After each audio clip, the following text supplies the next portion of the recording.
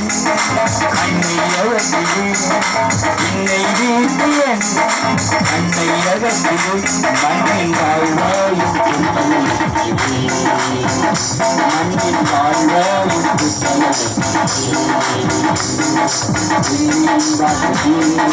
என்னை தருகிறே என்னை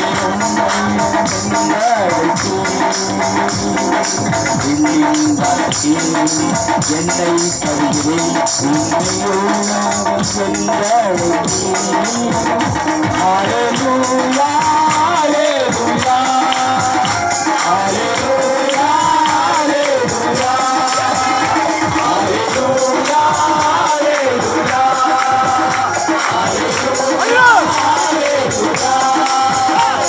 hallelujah,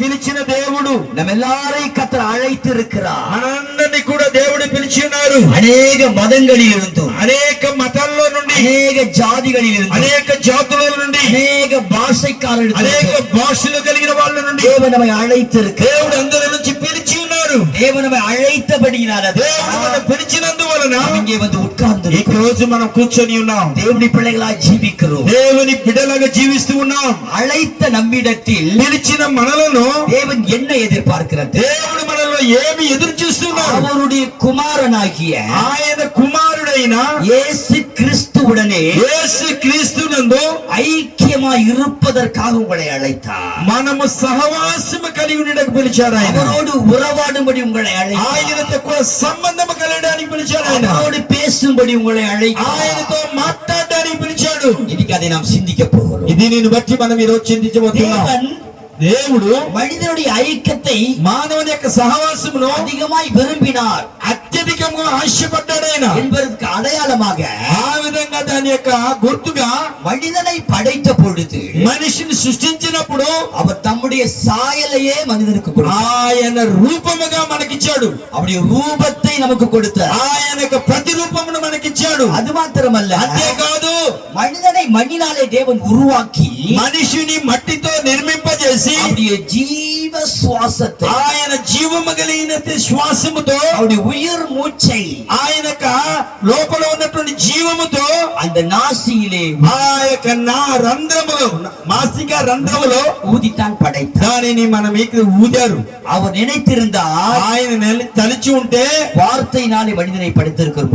ఒక మాట వలన ఆయన సృష్టించి ఉండవచ్చు. அவர் நினைத்திருந்தார், ఆయన తలంచి ఉంటే தம்முடைய ஆவியினாலே மனிதனை తన ఆత్మ చేత మనం నిర్మించి ఉండవచ్చు. தூதர்களை ஆவியினாலே படைத்தார். దూతలను ఆత్మ చేత సృష్టించారు. மிருகங்கள் பறவைகள் எல்லாம் வார்த்தையினாலே, మృగములను పక్షులను మాట చేత సృష్టించారు. உங்களை என்ன మాట చేత సృష్టించబడ్డాయి. பெரிய பெரிய சிருஷ்டிப்புகள் எல்லாம் வார்த்தையினால தான் படைக்கப்பட்டது. పెద్ద పెద్ద సృష్టిలో ఉన్న కనబడుతున్నవన్నీ కూడా మాట చేత. நாம் பார்க்கிற சூரியன் சந்திர நட்சத்திரங்கள் வார்த்தையினால மட்டும் படைக்கப்பட்டது. మనం చూసే సూర్య చంద్రులన్నీ కూడా మాట చేత நாம் నిర్మించబడ్డాయి. பார்க்கிற సముద్రం మనం చూసే வார்த்தையினாலே படைக்கப்பட்டது. సముద్రములన్నీ కూడా మాటలే. கேருபீன்கள் சேராபீன்கள் வார்த்தையினாலே ఎరువులు సెరువులన్నీ కూడా దేవుని మాట చేతనే ஆவியினாலே படைக்கப்பட்டது. అవన్నీ కూడా ఆత్మ చేత సృష్టించబడ్డాయి. மனிதனை படைக்கும் பொழுது అయితే మనిషిని సృష్టించేటప్పటికి தேவன் దేవుడు மண்ணை பிசைந்து మట్టిని దాన్ని సృష్టి చేసి மனிதனை உருவாக்கி మానవుని యొక్క రూపాన్ని తయారు చేసి நாசியிலே ఆయన నాసిక రంధ్రములో ஜீவ சுவாசத்தை తన జీవం యొక్క శ్వాసను ఊదారు. வெறும் சுவாசம் அல்ல, మామూలు శ్వాస కాదు. அவருடைய உயிரையே ஊதி இருக்கிறார். ఆయన ప్రాణాన్నే దాని లోపల పంపించారు. జీవனையே ஊதிட்டார். ఆయన సర్వశక్తి కలిగినటువంటి వాక్కుని அது పంపాడు. என்ன தெரியுது? అది ఏం దానిలో తెలుసు? தேவனுக்கும் நமக்கும் దేవునికి మనకు இருக்கிற உறவு என்பது ఉన్నటువంటి ఆ సహవాసము உயிரோடு உயிர் கலந்த உறவு. ప్రాణముతో కూడా ప్రాణము చేర్చబడ్డాయి. அவருடைய உயிரோடு ఆయన ప్రాణముతోడే என்னுடைய உயிர் నా యొక్క ప్రాణమును కూడా கலந்திருக்குது. సహవాసములో ఉంది. என்ன பிரிஞ்சு அவரால் வாழ முடியாது. నన్ను విడగొట్టుకుని ఆయన బ్రతకలేడు. அந்த ஒரு இடத்துல கர்த்தர் இருக்கிறாரு. ఆ సమయంలో ఆ చక్కలో దేవుడు ఉన్నాడు. உங்களை என்னை பிரிய முடியாதனால தான் నిన్ను నన్ను దాని విడదీయలేనందువలనే மனிதன் பாவம் செய்து మనుషుడు పాపం చేసి அக்கிரமத்தை நடப்பித்து అక్రమాలను నడిపించి தேவனை விட்டு பிரிந்து போன దేవుని విడిచి విడబెట్టినప్పుడు தேவனுக்கு மனுஷனை விட்டு பிரிய முடியல. దేవుడు మాత్రం మనిషిని విడిచినట్టు పెట్టలేడు. அதுதான் வானம பூமி கொள்ளாத தேவன். అది ఏ భూమిని ఆకాశమును సృష్టించిన దేవుడు. 2000 ஆண்டுகளுக்கு முன்பதாக 2000 సంవత్సరాలకు ముందుగా நம்மை போல ஒரு மனிதன் இந்த பூமியில வந்து మనలాంటి ఒక మానవుడి లోకానికి వచ్చారు. நாம் அவரை விட்டு பிரிய நினைச்சாலும் మనం ఆయనను విడిచి దూరం అవ్వాలన్నా நாம் அவரை விட்டு விலக நினைச்சாலும் ఆయన నుండి మనం విడిగావాలంటే அவரால் முடியாது. ఆయన వల్ల కుదరదు. உயிர் மூச்சு தான் நீங்க. ఎందుకంటే ఆ యొక్క జీవము కలిగినటువంటి శ్వాస లాంటిది. மண்ணுக்குள்ள வர்றதுக்கு முன்னாடி మట్టికి ముందుకు రాకముందే எங்க இருந்து தெரியுமா? మనం ఎక్కడున్నామంటే தேவனுக்குள்ள இருந்தோம். దేవుని లోపల మనం ఉన్నాం. அவருடைய உயிர் மூச்சு தானே நீங்க. ఆయన ప్రాణాన్ని వచ్చినటువంటి జీవమే நீங்களும் நானும். ఆయన శ్వాస నుండి వచ్చిన వాళ్ళమే నీవు నేను. அது வெறும் மண்ணுல ఒట్టి మట్టిలో జీవ శ్వాసத்தை ஊதுற దేవుని యొక్క జీవ శ్వాస ఊదితం వలన நம்ம జీవ ఆత్మ அப்படிதான் ஆயிருக்கிறோம். మనం ఆ విధంగా జీవాత్మలైనాం. అందుకే కదా அவருடைய உயிர் மூச்சுனா ఆయన యొక్క ప్రాణం యొక్క శ్వాస మనము. எனவே தேவனை தேடி இந்த உலகத்துக்கு అందుకే దేవుడు మనల్ని వెతికి లోకానికి వచ్చారు. மனிதனுடைய ஐக்கியத்தை விரும்பினார். ఆ మానవుని యొక్క సహవాసమును ఇష్టపడ్డారు. సాధారణ ఐక్యం అల్ల, సాధారణమైనటువంటి సహవాసం కాదు. உயிர் கலந்த ஐக்கியம். అదే ప్రాణముతో ప్రాణము కలిసిన సహవాసము. உங்களை எண்ணி அவரால் பிரிச்சு பார்க்க నిన్ను నన్ను ఆయన విడదీసి చూసేవాడు కాదు. நாம தான் தேவனை பிரிச்சு பார்த்தோம். మనమే దేవుని అని దూరమయ్యాం. ஏதேன் தோட்டத்தில ఏదేని తోటలో தேவன் வேண்டாம் என்று விளக்கின கனியை దేవుడు ఇది వద్దని చెప్పినటువంటి ఫలాన్ని துணிகரமாய் பறித்து దానిని దాన్ని తీసుకొని துணிகரமாய் புசித்து దానిని తిని பாவத்தில் விழுந்து போன పాపములోకి పడిపోయినటువంటి సమయాలు. ஏதேன் தோட்டத்திற்கு வெளியே அனுப்பப்பட்ட போதிலும் ఏదేని తోట నుండి తరమబడినప్పుడు தேவனால் அவனை பிரிஞ்சு దేవునిను వాళ్ళను విడిచి బ్రతకలేకపోయాడు. திரும்ப திரும்ப ஒரு மனிதனை தேடி தேடி வர మళ్ళీ దేవుని మానవుని వెతుక్కుంటూ వస్తున్నాడు. ஏனோக்க தேடினாரு, అనోకుని వెతికాడు. அதுக்கப்புறம் ஆபிரகாமை தேடினாரு, అబ్రహామును వెతికారు. என் தாசனாகிய ஆபிரகாமே, నా దాసుడు అయినటువంటి అబ్రహామా. மனிதர்களை தேவன் தேடினார். మనుషులను దేవుడు వెతుకుతూ వస్తున్నాడు. இஸ்ரவேல் ஜனங்களை சொந்த ஜனம்னு சொன்னார். ఇశ్రాయేలు జనములను నా సొంత జనమని చెప్పారు. வாசிக்கலாம். మాట్లాడే உபாகமம் 7వ அதிகாரம் 6వ వచనం. స్తోత్రం హల్లెలూయా. డ్యూటెరోనమీ ద్వితీయోపదేశకాండం நீ உன் தேவனாகிய கர்த்தருக்கு 6వ 7 6 7 6 verse 7వ అధికారం 7వ అధ్యాయము 6వ వాక్యం. 7 6 నీవు నీ దేవుడైన యెహోవాకు ప్రతిష్ఠ జనము. నీ దేవుడైన యెహోవా భూమి మీదనున్న సమస్త జనముల కంటే నిన్ను ఎక్కువగా ఎంచి నిన్ను తనకు స్వకీయ జనముగా ఏర్పరచుకొనెను. దేవునికి స్తోత్రాలు. நீ உன் தேவனாகிய கர்த்தருக்கு నీవు దేవుడైన యెహోవాకు నీవు ஜனம் ప్రతిష్ఠ జనం. భూచక్రத்தில் உள்ள எல்லா నీ ஜனங்களும் దేవుడైన యెహోవా భూమి మీద ఉన్న సమస్త జనముల కంటే தேவனாகிய கர்த்தர் నీ దేవుడైనటువంటి యెహోవా உன்னை தமக்கு சொந்தமாய் சொந்தமாக்கி கொண்டார். నిన్ను తన జనము కంటే నిన్ను ఎక్కువగా ఎంచి சொந்தமாக்கி తన கொண்டார். స్వకీయముగా ఏర్పరచుకొనెను. గమనించండి, இஸ்ரவேல் ஜனங்களை ఇశ్రాయేలు జనములను அவர் அவர்களை பார்த்து சொன்னார், వాళ్ళను చూచి చెప్పారు, பூச்சக்கரத்தில் எல்லா ஜனங்களிலும் భూమి మీద ఉన్నట్టు అన్ని జనముల కంటే நான் தெரிந்து கொண்டேன். నిన్నే నేను తెలుసుకున్నా. நீ எனக்கு சொந்தம், నువ్వే నాకు సొత్తు, நீ எனக்கு சொந்தம் నువ్వు నాకు సొంతము அப்படின்னு கர்த்தர் சொன்னார். అలాగా దేవుడు చెప్పారు. அது మాత్రమல்ல, అదే కాదు, அவர்கள் நடுவில் வந்து வாசம் பண்ணுவார். ఆయన అందరితో కూడా సహవాసం చేయడానికి லேவியாராகமம் లేవికాండము 26వ அதிகாரம் 26వ అధ్యాయము 11 12 11 12 26. லேவியாராகமம் 26 11 12 26 11 12. உங்கள் நடுவில் என் வாசஸ்தலத்தை ஸ்தாபிப்பேன், என் ஆத்துமா உங்களை அரோசிப்பதில்லை. 26 11 12 நான் உங்கள் நடுவிலே உலாவி మీ యందు నా మనస్సు உங்கள் தேவனாய் இருப்பேன். నేను మీ మధ్య నడిచెదను, మీకు దేవుడినయ్యుందును, நீங்கள் என் ஜனமாய் మీరు నాకు இருப்பீர்கள். ప్రజలయ్యుందురు. கத்த சொன்னாரு. పరిశుద్ధమైన దేవుడు చెప్పారు. அந்த ஜனங்களை பார்த்து சொன்னாரு, ఆ జనములను చూసి చెప్పారు, என்னோட பரலோகத்துல என்னால இருக்க முடியல. నేను పరలోకంలో ఉండలేకున్నాను. என்னுடைய உயிர் மூச்சு நீங்க தான். నా ప్రాణం అంతా కూడా నా ఊపిరంతా మీరే. ஜீவ சுவாசமே நீதான். ఓ నా శ్వాసము మీరే. உன்னை பிரிஞ்ச பரலோகத்துல என்னால இருக்க முடியாது. నిన్ను విడిచి నేను పరలోకంలో ఉండలేను. உன் நடுவே நான் என்ன பண்ண வாசம் பண்ணுது. నీ మధ్యలోనే నేను సహవాసం చేస్తా. நீ எங்க குடியிருக்கிறையோ, నువ్వు ఎక్కడ నివసిస్తున్నావో அந்த வீட்டுக்கு நடுவுல நானும் இருப்பேன். ఆ ఇంటి మధ్యలో నేను ఉన్నాను. உங்க நடுவில் நான் வாசம் பண்ணுவேன். నీ మధ్యలో నేను సహవాసం ఉన్నాను. நான் உங்களை ஆலோசிப்பதில்லை, வெறுப்பதில்லை. నిన్ను మిమ్మల్ని విడిచిపెట్టేదో ఆలోచన నాకు లేదు. இஸ்ரவேல் ஜனங்கள் ఇశ్రాయేలు జనాంగంలో மோசமான ஜனங்கள். చాలా మోసకరమైన మనుషులు. நீங்க பைபிள் அதை படிச்சீங்களோ இல்லையோ தெரியாது. మీరు బైబిల్లో చదివారో నాకు తెలియదు. எகிப்துல இருக்கும் பொழுது ఐగుప్తులో ఉన్నప్పుడు மோசமான வாழ்க்கை வாழ்ந்தார். చాలా భయంకరమైనటువంటి జీవితాలు బ్రతికారు. விக்கிரக தேவர்களை வணங்கி வந்தவர். అక్కడ ఉన్నటువంటి విగ్రహాలన్నిటిని వాళ్ళు మొక్కారు. அவர்கள் விபச்சாரத்தில் ஈடுபட்டவர். అయ్యో భయంకరమైన వ్యభిచారములో వాళ్ళు జీవించారు. முறை தவறி உறவு வைத்துக் கொண்டவர்கள். అదో దానికి భావి వరుసలు లేకుండా సహవాసం కలిగి ఉన్నారు. எகிப்திலே 430 வருஷம் ఐగుప్తులో 430 సంవత్సరాలు தேவன் அற்றவர்களாக దేవుని విడిచిన వాళ్ళలాగా அருவருப்பான வாழ்க்கை வாழ்ந்தவர். భయంకరమైనటువంటి జీవితాన్ని గడిచారు వాళ్ళు. அதனாலதான் அவங்கள கூட்டிட்டு வரும் பொழுது అందుకే దేవుడు వాళ్ళని విడుదలిచ్చి తీసుకువచ్చేటప్పుడు நிறைய கட்டளைகளை கொடுக்கிறார். అన్ని ఆజ్ఞలు ఇచ్చారు ఆయనకి. நீ இப்படி இருக்காத, నువ్వు ఈ విధంగా ఉండకూడదు, அந்நிய தேவர்களை வணங்க வேண்டாம், అన్ని దేవతలను మొక్కకూడదు, தாயும் தகப்பனையும் கனம் பண்ணு, తల్లిదండ్రులను సన్మానించాలి, பிறனுக்குள்ள யாதொன்னு இச்சியாதிருப்பாயா, ఇతరుల ఆస్తి మీద నువ్వు ఆశపడకూడదు, விபச்சாரம் பண்ணாதிருப்பாயா, వ్యభిచారం చేయకూడదు, திருடாதிருப்பாயா.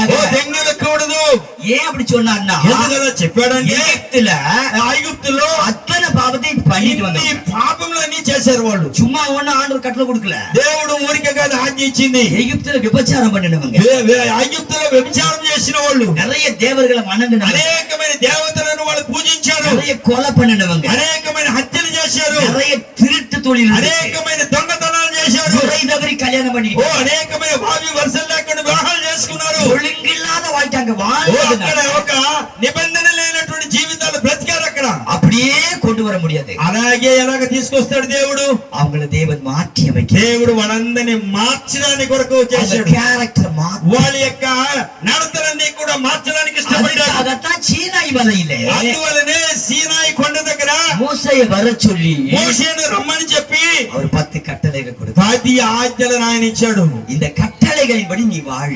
ఈ ఆజ్ఞల ప్రకారంగా నువ్వు బ్రతకాలి. எகிப்தில் விபச்சாரம் பண்ணி வாழ்ந்துகிட்டு, ఐగుప్తులో నువ్వు వ్యభిచారం చేశావు కదా, எகிப்தில திருடுன, ఐగుప్తులో నువ్వు దొంగిలించావు కదా, எகிப்தில நிறைய பொய் பேசி, అనేకమైన అబద్ధాలు మాట్లాడావు కదా, எகிப்தில பிறனுக்குள்ள எல்லாத்தையும் இச்சித்துக் கொண்டிருந்த, ఇతరుల యొక్క ఆస్తుల మీద నువ్వు ఆశ కలిగి ఉన్నావు కదా, தாயின் தகப்பனை அங்க கனம் பண்ணல, నువ్వు అక్కడ తల్లిదండ్రులను ఘనపరచలేదు, ஓய்வு நாளை நீ பரிசுத்தமா ஆசரிக்கல, విశ్రాంతి దినాన్ని పరిశుద్ధంగా నువ్వు ఆచరించలే. ஓய்வு நாள்ல தான் அவங்க எல்லா தப்பு பண்ணுவாங்க. அன்னைக்கு rest. పరిశుద్ధమైనటువంటి విశ్రాంతి దినంలోనే వాళ్ళు తప్పు చేస్తారు. நல்லா ఓய்வு நாள்ல தான் தண்ணி அடிப்பேன். అన్ని పరిశుద్ధమైన ఆరాధన రోజులనే మందు కొడతారు. సండే లీవ్, సండే లీవ్ కాబట్టి జాలీ డే, ఆ రోజు జాలీగా ఉండాలని, నాట్ హోలీ డే, నాకు హోలీడే కాదు జాలీడేగా జాలీ డే, జాలీగా ఉంటారు. அன்னைக்கு தான் எல்லாருமே சரக்கு அடிச்சு தண்ணி ఆ రోజునే దేవుని యొక్క విరోధంగా ఈ కార్యాలన్నీ చేస్తూ ఉంటారు. எகிப்துல ஓய்வு நாள பரிசுத்தமாக అప్పుడు ఐగుప్తులో పరిశుద్ధ దినాన్ని ఆచరించలేదు. அதனாலதான் அவங்களை கொண்டு வந்து, అందువలనే వాళ్ళందరినీ తీసుకుని వచ్చాడు. கட்டளைகளை கொடுக்கிறார். நீ దేవుని యొక్క ఆజ్ఞలు ఇలా ఉండాలని ఇచ్చాడు. அந்த கட்டளை கொடுத்து కంట్రోల్ பண்றாரு. ఆ విధంగా ఆజ్ఞలు ఇచ్చి వాళ్ళందరినీ కూడా ఒక లైన్ లో పెడుతున్నాడు. మొత్తం கிட்டத்தட்ட 613 கட்டளைகள், கற்பனைகள் இருக்குது. 613 ఆజ్ఞలు వచ్చాయంట இஸ்ரவேல் ஜனங்களுக்கு. ఇశ్రాయేలు జనాంగానికి தேவன் கொடுத்த பெரிய கட்டளை, சின்ன கட்டளை, దేవుడు ఇచ్చినటువంటి పెద్దది చిన్న ఆజ్ఞలు ఏమంటే கிட்டத்தட்ட 613 13 கட்டளை 613 కట్టలు అక్కడ తయారు చేయబడ్డాయి. எவ்வளவு இத்தனைக்கு நம்ம கீழ்ப்படிய முடியுமா? ఇన్నిటికి మనం బ్రతకగలమా? ஏன்னா அவ்வளவு மோசமா எகிப்துல ఆ வாழ்ந்தாங்க. రీతిగా ఐగుప్తులో వాళ్ళు మోసకరంగా బ్రతికారు. ஒழுங்கா இருக்கிறவங்களுக்கு கட்டளை வேண்டாம். సరిగ్గా ఉన్నటువంటి వాళ్ళకి ఆజ్ఞల అవసరం లేదు. நம்ம சிகரெட் குடிக்கிறனால சிகரெட் குடிக்காத, సిగరెట్ తాగేవాళ్ళు తాగకూడదు అంటారు. ட்ரிங்க்ஸ் அடிக்கிறனால ட்ரிங்க்ஸ் அடிக்காத, అయ్యో తాగేటువంటి వాళ్ళు తాగొద్దు అంటారు. ட்ரிங்க்ஸ் அடிக்காதவன சிகரெட் குடிக்காதப்ப நம்ம சொல்ல முடியாது. అయ్యో వాళ్ళు అలా ప్రవర్తించే వాళ్ళని మనం చేయకూడదని మనం చెప్పగలమా? இவ்வளவு கற்பனைகளை கொடுத்து ఇలాంటి ఒక చట్టాలను ఇచ్చి ஆனாலும் அவங்க அப்படி అయినను కూడా వాళ్ళు అక్కడ నడవలేదు.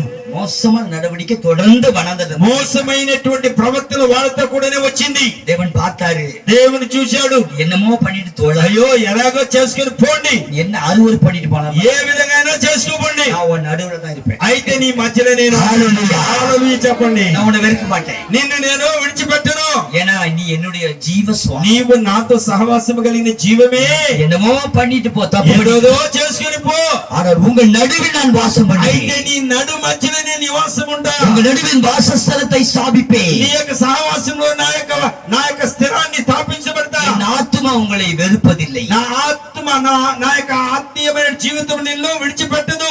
ரொம்ப அருவருப்பா நடந்தாங்க, భయంకరమైనటువంటి పాపములను విడిచిపోయారు. அவருக்கு நிறைய கோபம் ஓட்டுனாங்க, దేవునికి భయంకరమైన కోపం తెప్పించారు. ஆனாலும் அவர் கொஞ்சம் பொறுத்து அவளை ఆయనను కూడా దేవుడు శాంతి కలిగిన వాడుగా ஏன் இப்படி செஞ்சாரு? ఎందుకు అలా చేశాడు?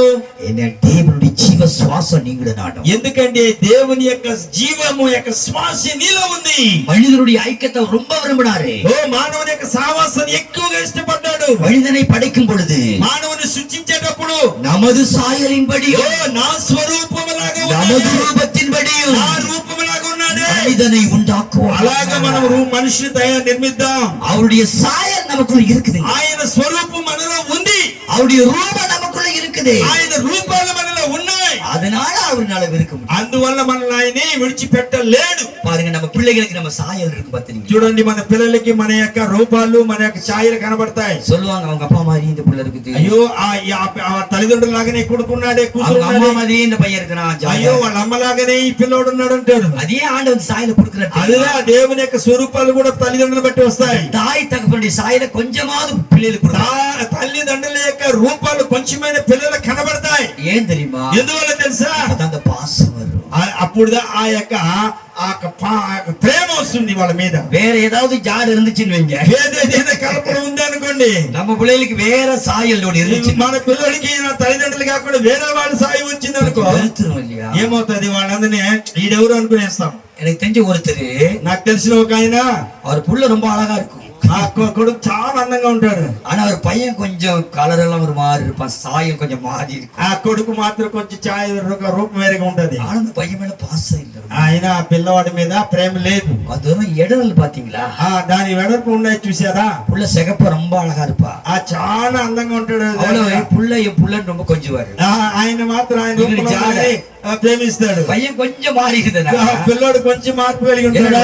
ఏడా ஸ்கூல் போலியா? స్కూల్ పోలేదా? ஆனா புள்ளைய மாத்திரம் செல்லாம் ஸ்கூல் போத்தா, ఆ విధంగా మాత్రం ఆయన కలర్ ఉండాలని మాత్రం చేతి మీద அந்த சாயல் நம்மள அப்படியே விழ வைக்குது. ఆ విధమైనటువంటి ఆ కలయికలో మనల్ని ఆవిడ ప్రేమించమంటది. நீங்க ஸ்கூலுக்கு உங்க பிள்ளையை தேடி போறீங்க, ఈ స్కూల్ కి నీ బిడ్డను ఎత్తుకొని పోయినప్పుడు உங்க பிள்ளை விட அழகான பிள்ளைங்க நிறைய இருக்குன்னு, నీలాగా అందమైనటువంటి బిడ్డలు చాలా మంది ఉంటారు. என் பிள்ளை கருப்பு அசிங்கமா இருக்கு, అయ్యో నా కొడుకు నల్లగా ఉన్నాడే, அந்த புள்ள அழகா இருக்கு, అయ్యో ఆ పిల్లడు బాగున్నాడని அந்த பிள்ளைய வேணா கூட்டிட்டு வந்து என் பிள்ளைய வச்சுக்கலாமா? ఆ పిల్లని తీసుకొచ్చి முடியாது. వీలు పడదు. எவ்வளவு அசிங்கமா இருந்தாலும் ఎంత అసహ్యంగా ఉన్నా என் புள்ள, ఈయన నా కొడుకు, என் சாயல் அங்க నా రూపంలో ఉన్నాడు. பாத்தீங்களா? చూసారా? அது போலதான் தேவன். అదే రకంగా உங்களை என்னை பார்க்கும் போது నన్ను చూసినప్పుడు அவருடைய சாயல் அவருக்கு தெரியும், ఆయన స్వరూపాలు మనలో ఉన్నాయి. இவன் என் புள்ள, ఈయనదా నా కుమారుడు, அவருடைய சாயல் என் முகத்துல மூஞ்சில எல்லாம் இருக்குது, ఆయన రూపములు ఆయన పవర్ మన ముఖములో కనబడుతున్నాయి. உங்களை என்னையும் அவரால் விட்டு கொடுக்க முடியாது, నిన్ను నన్ను ఆయన వల్ల విడిచిపెట్టడానికి కుదరదు. நாம தான் அவரை விட்டு விலகி మన మీద ఆయన விడిచిపెట్టేసి వెళ్ళిపోతూ ఉన్నాం. கத்த சொன்னார், దేవుడు చెప్పాడు, இயேசு கிறிஸ்துவுடனே கூட మీరు యేసుక్రీస్తు యొక్క ஐக்கியமாய் సహవాసములో. ஏன் பிரதர்? స్తోత్రం, హల్లెలూయా, స్తోత్రం. கொஞ்சம் அப்புறம் దయచేసి కూర్చోండి, ఆయన కూర్చోండి. యేసుక్రీస్తు సహవాసములో சொல்லி இருக்கேன் அப்புறம் மறுபடியும் வந்து இயேசு கிறிஸ்துவுடனே యేసుక్రీస్తులో ஐக்கியமாய் இருப்பதற்கு సహవాసముగా కలిగి ఉండుటకు உங்களை அழைத்த தேவன் உண்மையில் నిన్ను పిలిచిన దేవుడు அதுவும் சாதாரண ஐக்கியம் இல்ல, మామూలు సాధారణ సహవాసం కాదు. உயிரோடு உயிராய் கலக்க வேண்டிய, ప్రేమలో ప్రేమ కలిసే విధముగా, உயிரோடு உயிராய் கலக்கும்படி ప్రాణములో ప్రాణము కలిసే విధంగా உங்களை என்னை சும்மா அவர் அப்படியே ஹalleluya வர்ஷிப் பண்ண அழைக்கல. నిన్ను నన్ను అలాగా చూసి ఊరికని హల్లెలూయా అని చెప్పలా. பைபிள்ல எங்கேயும் இயேசு கிறிஸ்து வர்ஷிப் பண்ணின்னு போட்டிருக்கா?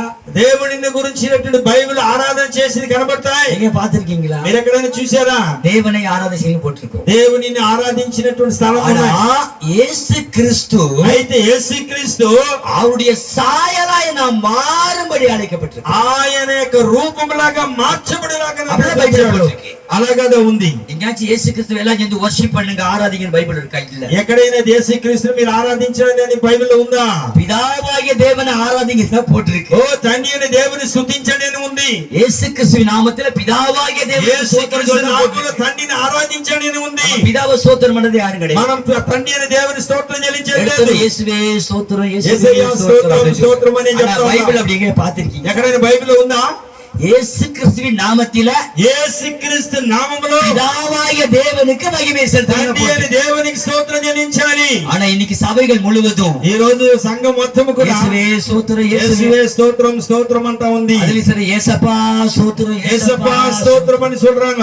చెప్తా ఉన్నాయి. హల్లెలూయా. இப்படி அப்பா பரலோக பிதாவாகிய தேவன். దేవుని మనకు తండ్రి అయిన దేవుడు పరలోక வேதத்துல என்ன சட்டம் இருக்குதோ దేవుని యొక్క వాక్యంలో ఏ ఆజ్ఞలైతే ఉన్నాయో அந்த சட்டத்தின் விட நம்ம ஆராதிக்கணும். ఆ చట్టం ప్రకారం మనం ఆరాధించాలి. ஞானஸ்தானம் எடுக்கும் போது జ్ఞానస్నానం ఎత్తేటప్పుడు எப்படி బాప్తిజం எடுக்கிறோம்? ఇచ్చేటప్పుడు பிதா, పిదా అంటే తండ్రి, తండ్రి అంటాం. குமாரன், కుమారుడు అంటాం. இயேசு கிறிஸ்து, యేసుక్రీస్తు అంటాం. பரிசுத்த ஆவியின் நாமத்தில. పరిశుద్ధ ఆవినాలే அப்பவே இவருக்கு பேர் என்ன? குமாரன். తండ్రి కుమారా అని நம்ம పేరు. எல்லாம் అవన్నీ குமாரனாய் இயேசு கிறிஸ்து சொல்லணும். యేసుక్రీస్తు అని చెప్పాలి. தேவனுடைய குமாரனாய் இயேசு கிறிஸ்து. దేవుని కుమారుడని యేసుక్రీస్తు అని చెప్పాలి. அதுதான் பைபிள் நமக்கு சொல்லி கொடுக்கிறது. అదిదా బైబిల్లో మనకు చెప్పబడి ఉంది. அவரு நம்மளை பார்த்து உங்கள் பிதா உங்கள் பிதான்னு அப்படி காமிச்சாரு. ఆరు మనల్ని చూసి నీ తండ్రి అని చెప్పాడు. நம்மளதான் அவரு பிதா இல்ல, நீங்க தான் பிதாட்டோம். ఆయన వచ్చి మీ పిదా అని మాత్రం చెప్పలే. பிதாவை பிதான்னு சொல்லணும், తండ్రిని తండ్రి అనే చెప్పాలి. குமாரனை குமாரன்னு சொல்லணும். కుమారుని కుమారుని చెప్పాలి. மறக்க கூடாது. మరవకూడనే அந்த కూడదు. தேவன் మన దేవుడు தன்னுடைய வார்த்தையை, తన యొక్క వాక్యాన్ని, ஆதியிலே வார்த்தை இருந்தது, ఆది యందు వాక్యము నేను, அந்த వార్த்தை தேவனிடத்தில் இருந்தது, ఆ వాక్యము దేవుని యొద్ద ఉండెను, அந்த வார்த்தை தேவனாக இருந்தது, ఆ వాక్యము దేవుడై ఉండెను. அவர்தான் கிருபையும் சத்தியம் நிறைந்தவராக உலகத்தில் ఆయనే வந்தார். కృపా సత్య సంపూర్ణంగా మన భూమి మీదకి నివాసం వచ్చాడు. நம்ம எப்படி மாம்சம் ரத்தம் உடையவர்களா இந்த உலகத்தை మనం வாழ்கிறோம். ఎలాగా ఈ శరీరములో మాంసము రక్తముతో కలిగి ఉన్నామో, தேவனுக்கு மாம்சம் கிடையாது, దేవునికి మాంసము లేదు, தேவனுக்கு ரத்தம் கிடையாது. దేవునికి రక్తము లేదు. வேதம் சொல்லுகிற தேவன் ஆவியாய் இருக்கிறார். ఓ దేవుని బైబిల్ గ్రంథం చెప్తుంది దేవుడు వాక్యమై ఉన్నాడు. அவர் இந்த உலகத்துல வந்த பொழுது ఆయన వాక్యమైనప్పుడు లోకంలో వచ్చినప్పుడు பிள்ளைகள் மாம்சத்தையும் ரத்தத்தையும் உடையவர்களாய் இருக்க ఓ కుమారులు మాంసమును రక్తమును కలిగి ఉండలాగన அவரும் நம்மை போல ஆனார். ఆయన మనలాగా రక్త మాంసములు అయి వచ్చాడు. எதற்காக ஆனா தெரியுமா? ఎందుకు వచ్చాడో తెలుసా? பாவ மன்னிப்புக்காக மாத்திரல்ல, పాపములను రక్షించడానికే కాదు, நம்முடைய ரட்சிப்புக்காக மாத்திரமல்ல, మనం రక్షించడానికి మాత్రమే కాదు, அவரோடு ஐக்கியம் கொள்ளும்படி ఆయనతో సహవాసము కలిగి ఉండడానికి அது వచ్చాడు. மறந்துடுறோம். అది మర్చిపోతాం. பாவ மன்னிப்பு கேட்டோம், పాప రక్షణ మన్నిపు అడిగాం, அவர் మన్నిத்தார். ఆయన మన్నించాడు. பரிசுத்த அபிஷேகம் கேட்டோம், పరిశుద్ధ అభిషేకం అడిగాం, கர்த்தர் கொடுத்தார். దేవుడు అభిషేకం ఇచ్చాడు. கர்த்தர் தம்முடைய வார்த்தைகளை கொடுத்தார். దేవుడు తన వాక్యం కావాలని ఆయన వాక్యం ఇచ్చాడు. இதெல்லாம் எதுக்காக தெரியுங்களா? ఎందుకు తెలుసా? இயேசு கிறிஸ்துவோடு கூட ஐக்கியமா ఇవన్నీ కూడా இருப்பதற்கு. యేసుక్రీస్తు సహవాసంలో ఉండడానికి ఇచ్చాడు ఆయన. ஜெப வாழ்க்கை எதுக்கு நினைக்கிறீங்க? ప్రార్థన జీవితం ఎందుకు ఇచ్చాడు? ஆண்டவர்கிட்ட போய் இந்த பத்திமை கூட மாதிரி பிச்சை கேட்கறதுக்கா? ఈ ప్రార్థన సహవాసాలు ఎందుకు? దేవుని దగ్గరికి వెళ్ళి అడుక్కోవడానికా? நம்ம எல்லாரும் ஜெபத்தை எப்படி மாத்திட்டு தெரியுங்களா? ప్రార్థన ఎలా మార్చేసామో తెలుసా? ஜெபம் ஏன் ஆண்டவர் வச்சாரு? ప్రార్థన ఎందుకు దేవుడు పెట్టాడు? அவரோடு ஐக்கியம் கொள்வது, ఆయనతో సహవాసం కలిగిన ప్రార్థన, அவரோடு உறவாடுவதற்கு, ఆయనతో సహవాసం కలిగిన ప్రార్థన, அவருடைய உயிரோடு உயிராக கலப்பதற்கு, ఆయన ప్రాణముతో ప్రాణము కలవడానికి. இன்னைக்கு நம்ம இது எப்படி மாத்திட்டோம்னா ఎలా మార్చేసామంటే பிச்சை எடுக்கிற மாதிரி மாத்தி. ఈ రోజు మనం అడుక్కునే వాళ్ళగా ప్రార్థనలు చూస్తున్నాం. అదిదా నిజమే. அதனால அவரு குடுக்க மாட்டேங்கிறார், போக వల్ల ఆయన దేవుడు ఈడు, பிச்சை போடவே மாட்டேங்கிறார். ఆయన దాన్ని అడుక్కునే వాడికి భిక్షమే వేయడు. அவருடைய எதிர்பார்ப்பு என்ன? ఆయన యొక్క వాక్యం ఏంటంటే தம்முடைய குமாரனும் తన యొక్క కుమారుడైన நம்முடைய கர்த்தருமாய் இருக்கிற మన యొక్క ప్రభు అయి ఉన్నటువంటి இயேசு கிறிஸ்துவுடனே యేసుక్రీస్తునందు ஐக்கியமாய் இருப்பது. సహవాసము కలిగి ఉండుటకు எவ்வளவு ஐக்கியம் தெரியுமா? ఎటువంటి ఐక్యమ ஒரு సహవాసము, ஆழமான உறவு. లోతైనటువంటి సహవాసం. சத்தியவான் எவனும் సత్యవంతుడు ఎవడు என் சத்தம் கேட்கிறான், నా శక్తిని వాడి శబ్దాన్ని వింటాడు சொன்னாரே. అని చెప్పాడు. நீங்கள் சத்தியவான்களா இருந்தீர்களா? మీరు సత్యవంతులుగా జీవిస్తే கர்த்தருடைய சத்தம் உங்க காதுல விழுந்தே தீரும். దేవుని యొక్క స్వరము శబ్దము మీ చెవులు தேவன் వినపడతాయి. உங்களோடு பேசுவார். దేవుడు నీతో మాట్లాడతాడు. தேவன் பேசாத கல்லோ மண்ணோ மரமோ அல்ல, దేవుడు మాట్లాడని చెట్టు పుట్ట మానే కాదు, அவர் பேசும் தெய்வம். ఆయన మాట్లాడే దేవుడు, அவர் వార్த்தை என்ற தேவன் ఆయన వాక్యమై ఉన్న దేవుడు நம்மோடு பேசுவார், మనతో కూడా మాట్లాడతాడు, நம்மோடு உறவாடுவார். మనతో సహవాసం ఉంటాడు. நம்ம அவருக்கு துரோகம் செஞ்சா அவர் வேதனைப்படுவார். అయ్యో మనం ఆయనకి ద్రోహం చేస్తే వేదన పడుతుంది ఆయన நாம் మనసు. பாவம் செய்தால் அவர் ఆయన துக்கப்படுவார். పాపం చేశామంటే ఆయన దుఃఖము కలిగిన వాడైపోతాడు. மனிதனுக்குள் என்ன உணர்வுகள் இருக்குதோ మానవులు ఏ విధమైనటువంటి సహవాసం ఉందో அதே உணர்வு கிறிஸ்தியேசுக்குள் இருக்கு. అదే సహవాసం యేసులో ఉంది. அவர் அன்புக்காக ஏங்குகிற தெய்வம், ఆయన ప్రేమ కోసము ఎదురు చూస్తున్నాడు. அவர் அன்புக்காக ஏங்குகிற ஒரு தெய்வம். ఆయన ప్రేమ కోసం కాచుకునేటువంటి దేవుడు. அதுதாங்க ఇది నిజమైనది. வேதத்துல ஒரு வசனம், పరిశుద్ధ గ్రంథంలో ఒక వాక్యము எபேசியர் ఎపిసీలకు రాసిన పత్రిక 3వ அதிகாரம் நினைக்கிறேன், 3వ అధ్యాయం అనుకుంటున్నాం. 3వ அதிகாரம் 18-19 வாசிங்க. எபேசியர் 3:18-19. 18-19. எபேசியர் 3వ అధ్యాయము 18-19. 18-19. ఎపిసీలకు రాసిన పత్రిక 3వ అధ్యాయం 18-19 చదువునైనా. అయినా 18 சகல பரிசுத்தவான்களோடு கூட கிறிஸ்துவினுடைய அன்பின் அகலம் ఈ క్రీస్తు మీ హృదయములలో విశ్వాసము ద్వారా నివసించినట్లుగాను తన మహిమైశ్వర్యం చొప్పున మీకు దయచేయవలని మీరు దేవుని సంపూర్ణత యందు పూర్ణులగినట్లుగా ప్రేమ యందు వేరుపారి స్థిరపడి సమస్త పరిశుద్ధులతో కూడా దాని వెడల్పు పొడుగు లోతు ఎత్తు ఎంతో గ్రహించుటకు జ్ఞాపకమునకు మించిన క్రీస్తు ప్రేమను తెలుసుకున్నటకు తగిన శక్తి కలిగి కావాలని ప్రార్థించుచు. அதுல ஒரு இடம் இருக்குது, దానిలో ఒక అర్థం ఉంది. அறிவுக்கு எட்டாத அந்த அன்பு இருக்கு. జ్ఞానమునకు అది అందలేనటువంటిది. தெலுங்கு பைபிள் இருக்குங்களா? அறிவுக்கு எட்டாத அந்த அன்பு. జ్ఞానమునకు అది అందలేనటువంటిది ప్రేమ. நம்முடைய அறிவுக்கு எட்டாத அன்பு தான் தேவ அன்பு. మన యొక్క జ్ఞానమునకు అందనిదిగా ఉంది దేవుని ప్రేమ. இந்த మనిத మూలైల మానవుని యొక్క మెదడులో, மனிதனுடைய இருதயத்துக்குள்ள, మానవుని యొక్క హృదయం లోపల மனிதனுடைய அன்பை கண்டுபிடிச்சிடலாம். మానవుని యొక్క ప్రేమను కనిపెట్టవచ్చు. ஆனா நம்முடைய சொந்த அறிவை வச்சுக்கிட்டு మన యొక్క సొంత జ్ఞానమును పెంచుకొని தேவனுடைய அன்பை அறிய முடியாது. దేవుని యొక్క ప్రేమను మనం కనుగొనలేము. நிறைய பேரு చాలా మంది சொந்த அறிவை வச்சு, సొంత జ్ఞానమును పెట్టి, இந்த மூளையை வச்சு ఈ యొక్క మెదడును పెట్టి தேவனுடைய அன்பை புரிஞ்சு கொள்ள ட்ரை பண்றோம். దేవుని యొక్క ప్రేమను అర్థం చేసుకోవడానికి ప్రయత్నాలు జరుగుతున్నాయి. அது தவறு, అది తప్పు. வேதம் சொல்லுகிறது వాక్యము చెబుతూ ఉంది, அவருடைய அன்பின் ஆழம், ఆయన యొక్క ప్రేమ లోతు, அன்பின் அகலம், అన్బుని ప్రేమ యొక్క వెడల్పు, அன்பின் நீளம், ఆ ప్రేమ యొక్క పొడవు, அன்பின் உயரம், ఆ ప్రేమ యొక్క ఎత్తు அப்படின்னு பவுல் எழுதுறாரு. అలాగ పౌలు రాశారు. அவர் எழுதி அறிவுக்கு எட்டாத அந்த அன்பை, జ్ఞానమునకు అందని ఆ ప్రేమ, மனிதன் தன்னுடைய அறிவினால அந்த அன்பை அறிய முடியாது. మానవుడు తన సొంత యొక్క జ్ఞానము చేత దేవుని ప్రేమను కనుగొనలేకపోతాడు. ஒரு 10 வருஷத்துக்கு முன்னாடி 10 సంవత్సరాలకు ముందుగా இந்த వచனத்தை நான் వాసిத்துக் கொண்டிருந்தேன். ఈ వాక్యమును గురించి నేను ప్రకటిస్తూ ఉండగా அந்த அறிவுக்கு எட்டாத அன்பு, ఆ ఆ జ్ఞానమునకు నాకు అందని యొక్క ప్రేమ எனக்கு அது மைண்ட்ல பட்டுருச்சு. అది దేవుని యొక్క జ్ఞానములో నాకు అది దొరికింది. அதன அறிவுக்கே எட்டாத அன்பு. అదేంది జ్ఞానమునకే అందని ప్రేమ, அறிவுக்கு எட்டின அன்பு உலகத்தில் இருக்குது. ఆ దేవునికి అనగా ఈ జ్ఞానమునకు అందినటువంటి ప్రేమ లోకంలో ఉంది. தாய் அன்பு நம்ம அறிவுக்கு தெரியும். తల్లి యొక్క ప్రేమను మనం కనుగొనగలము. தாய் பெற்றெடுக்கிறா, நம்ம பார்க்கிறோம், நம்மள வளர்க்கிறா. మన తల్లి మనల్ని కని మనల్ని పెంచి మనం దాన్ని చూస్తూ ఉన్నాం. அந்த பிள்ளைகளுக்கு தாய் அன்பு தெரியும். అందువలన తల్లి ప్రేమ బిడ్డలకు తెలుసు. தகப்பனுடைய அன்பு தெரியும். తండ్రి యొక్క ప్రేమ తెలుసు. தகப்பன் தூக்கி சுமக்கிறாரு, తండ్రి ఎత్తుకొని దాన్ని పెంచుతాడు. வேலைக்கு போய் வருமானம் சம்பாதிச்சு கையில கொடுக்கிறாரு. ఆ పనికి వెళ్లి సంపాదన తీసుకొచ్చి బిడ్డలకు ఇస్తాడు. குழந்தைங்க பார்த்து தகப்பனுடைய ఇవన్నీ కూడా బిడ్డలు చూసి ఈయన నాకు తండ్రి అంటాడు. கூட பிறந்து ஒரு குழந்தை இன்னொரு பிள்ளை பிறக்குது, మరి ఒక బిడ్డ కూడా మళ్ళీ పుడతాడు. సహోదర అன்பు தெரியும். అయ్యో ప్రేమ, సహోదరుని యొక్క ప్రేమ తెలుసు. யாரும் சொல்லி தர வேண்டாம். ఎవరు దాని గురించి చెప్పాల్సిన అవసరం లే. ஸ்கூல்ல தாய் அன்பு சொல்லி தர்றாங்களா, உங்க அம்மாவை இப்படிதான் நேசிக்கணும். స్కూల్లో ఏమైనా చెప్పిస్తారా ఆ విధంగా? இல்ல, அது நமக்கு இயல்பாவே நேச்சரா అది మామూలుగా మన యొక్క శరీరంలో నుండి వచ్చేటువంటిదిగా తెలిసిపోతాయి. இயற்கையா கொடுத்திருக்கிறார். దేవుడు దాని యొక్క ఆ సహవాసముని ఇచ్చాడు మనకి. அப்புறம் ஸ்கூலுக்கு போகுது, சக ஃப்ரெண்டு கிடைக்கிறாங்க. ఆ స్కూల్ కి వెళ్తే ఏమవుతుంది? స్నేహితుడు దొరుకుతాడు. சிநேகிதனுடைய அன்பு, స్నేహితుని యొక్క ప్రేమ, உயிரை கொடுக்கிற ఫ్రెండ్స్ ఎல்லாம் இருக்கிறாங்க. ప్రాణమనిచ్చేటువంటి స్నేహితులు కూడా ఉన్నారు. அப்புறம் கல்யாணம் பண்றாங்க, మళ్ళీ పెళ్లి చేస్తారు. புருஷனுடைய அன்பு, దాని పురుషుని యొక్క అంటే భర్త యొక్క ప్రేమ, மனைவி அன்பு, భార్య యొక్క ప్రేమ, அப்புறம் தாத்தா அன்பு, பாட்டி அன்பு, తాత మళ్ళీ అవ్వ యొక్క ప్రేమలు కూడా. இதெல்லாம் அறிவுக்கு எட்டு அன்பு. ఇది లోకములో ఉన్న మన జ్ఞానమునకు అందినటువంటి ప్రేమ. உலகத்துல అది లోకములో ఉండే ప్రేమ. தேவ அன்பு இருக்கு பத்தி. అయితే దేవుని ప్రేమ ఉంది.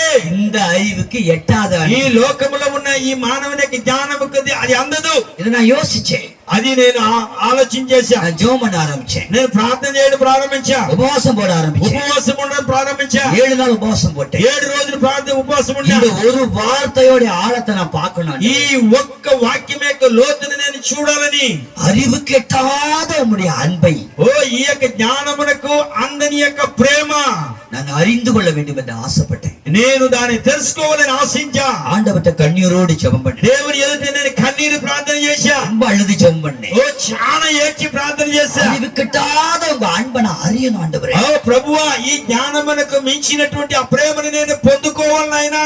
7 நாள் அதுக்காகவே நான் உபவாசம். 7 రోజులు నేను ఉపవాసం ఉండి ప్రార్థన చేశా. தேவ அன்பை நான் விளங்கிக் கொள்ள வேண்டும். దేవుని యొక్క ప్రేమను నేను తెలుసుకోవాలా. அப்புறம் முடிஞ்சிருச்சு. అయితే అది అయిపోయింది.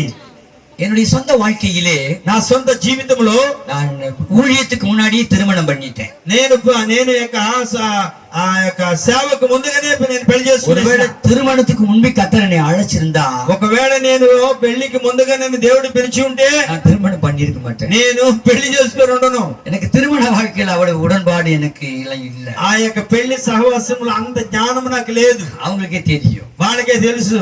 முழு நேரமும் கர்த்தருக்காக ஊழியர் ரொம்ப ஆசை. నాకేమంటే పెళ్ళైన తర్వాత ఎక్కువగా దేవుళ్ళ సేవ ఉండాలని ఆశ. மனைவி பிள்ளைகள் இடதல வரக்கூடாது అయ్యో, எனக்கு నాకు ప్రేమ బిడ్డలు ఇవన్నీ కూడా నాకు రాకూడదు అడ్డంగాని నాకు ఆశ. அப்ப திருமணம் நடந்துருச்சு. అప్పుడు పెళ్లి అయిపోయింది. என்னுடைய சகோதரி சொன்னாங்க, மூத்த சகோதரி, నాకు పెద్ద యొక్క సహోదరి చెప్తుంది, ஒருவேளை உனக்கு திருமணம் பண்ணித்தான் ஊழிச்சேன்னு கர்த்தருடைய அழைப்பு உனக்கு இருக்கும். ఒకవేళ నీకు పెళ్లి చేసిన తర్వాత నీకు సేవ చేసేటువంటి ఒక పిలుపు ఉందేమో. அதனால கர்த்தருடைய அப்படி ஆஸ்வதிப்பாரு. దేవుడు ఒకవేళ నేను అలాగా ఆశీర్వదించవచ్చు కదా. அப்புறம் திருமணம் முடிஞ்சது, పెళ్లి అయింది.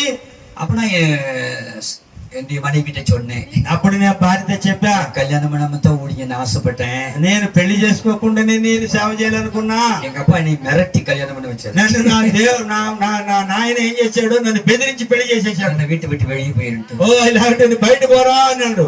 வேற வழி இல்லாம கல்யாணம் பண்ணி వేరే మార్గం లేకుండా పెళ్లి చేసుకున్నా. அவங்க சொன்னாங்க, అప్పుడు ఆమె చెప్పింది, நானும் ஒரு நன்னா போகணும், నేను கல்யாணம். కూడా నేనేం చేస్తా, ఒక కన్యలాగా దేవుని సేవకి వెళ్ళిపోవాలా. அப்ப நாங்க ஒரு தீர்மானம் எடுத்தோம். అప్పుడు నేను తీర్మానం తీసుకున్నా, நமக்கு கத்தர் பிள்ளைகள் எல்லாம் மேக்சிமம் வேண்டாம், మనకి బిడ్డలు వద్దు ఈ సేవలో. நம்ம 2 பேரும் கத்தருக்காக ஊழியம், ఇద్దరము దేవుని కొరకు మనం పని చేయడానికి నిశ్చయించుకుందాం. பிள்ளைகளை பெற்று பிள்ளைகளை அது தப்புன்னு சொல்ல, பிள்ளைகளை பெற்று அப்படியே ஒரு ஊழியம் வேண்டாம், நம்ம 2 பேருமே கத்தருக்காக ஊழியம் செய்யணும். బిడ్డలను పుట్టించుకొని మనం సేవలకు వెళ్ళడం అది బాగుండదు. మన ఇద్దరము అలాగే దేవుని కొరకు అర్పించుకుందాం. అది నాంగళா ఒప్పు కొడుతుటோம். మా విధంగా మేమిద్దరము ఒప్పుకున్నాం. ఇది ఏం சொல்ல வரேன்னா, ఎందుకు చెప్తున్నామండి, எனக்கு பிள்ளைகள் இல்ல, నాకు బిడ్డలు లేరు. எனக்கு మగ அப்படின்னு ரொம்ப பிடிக்கும்.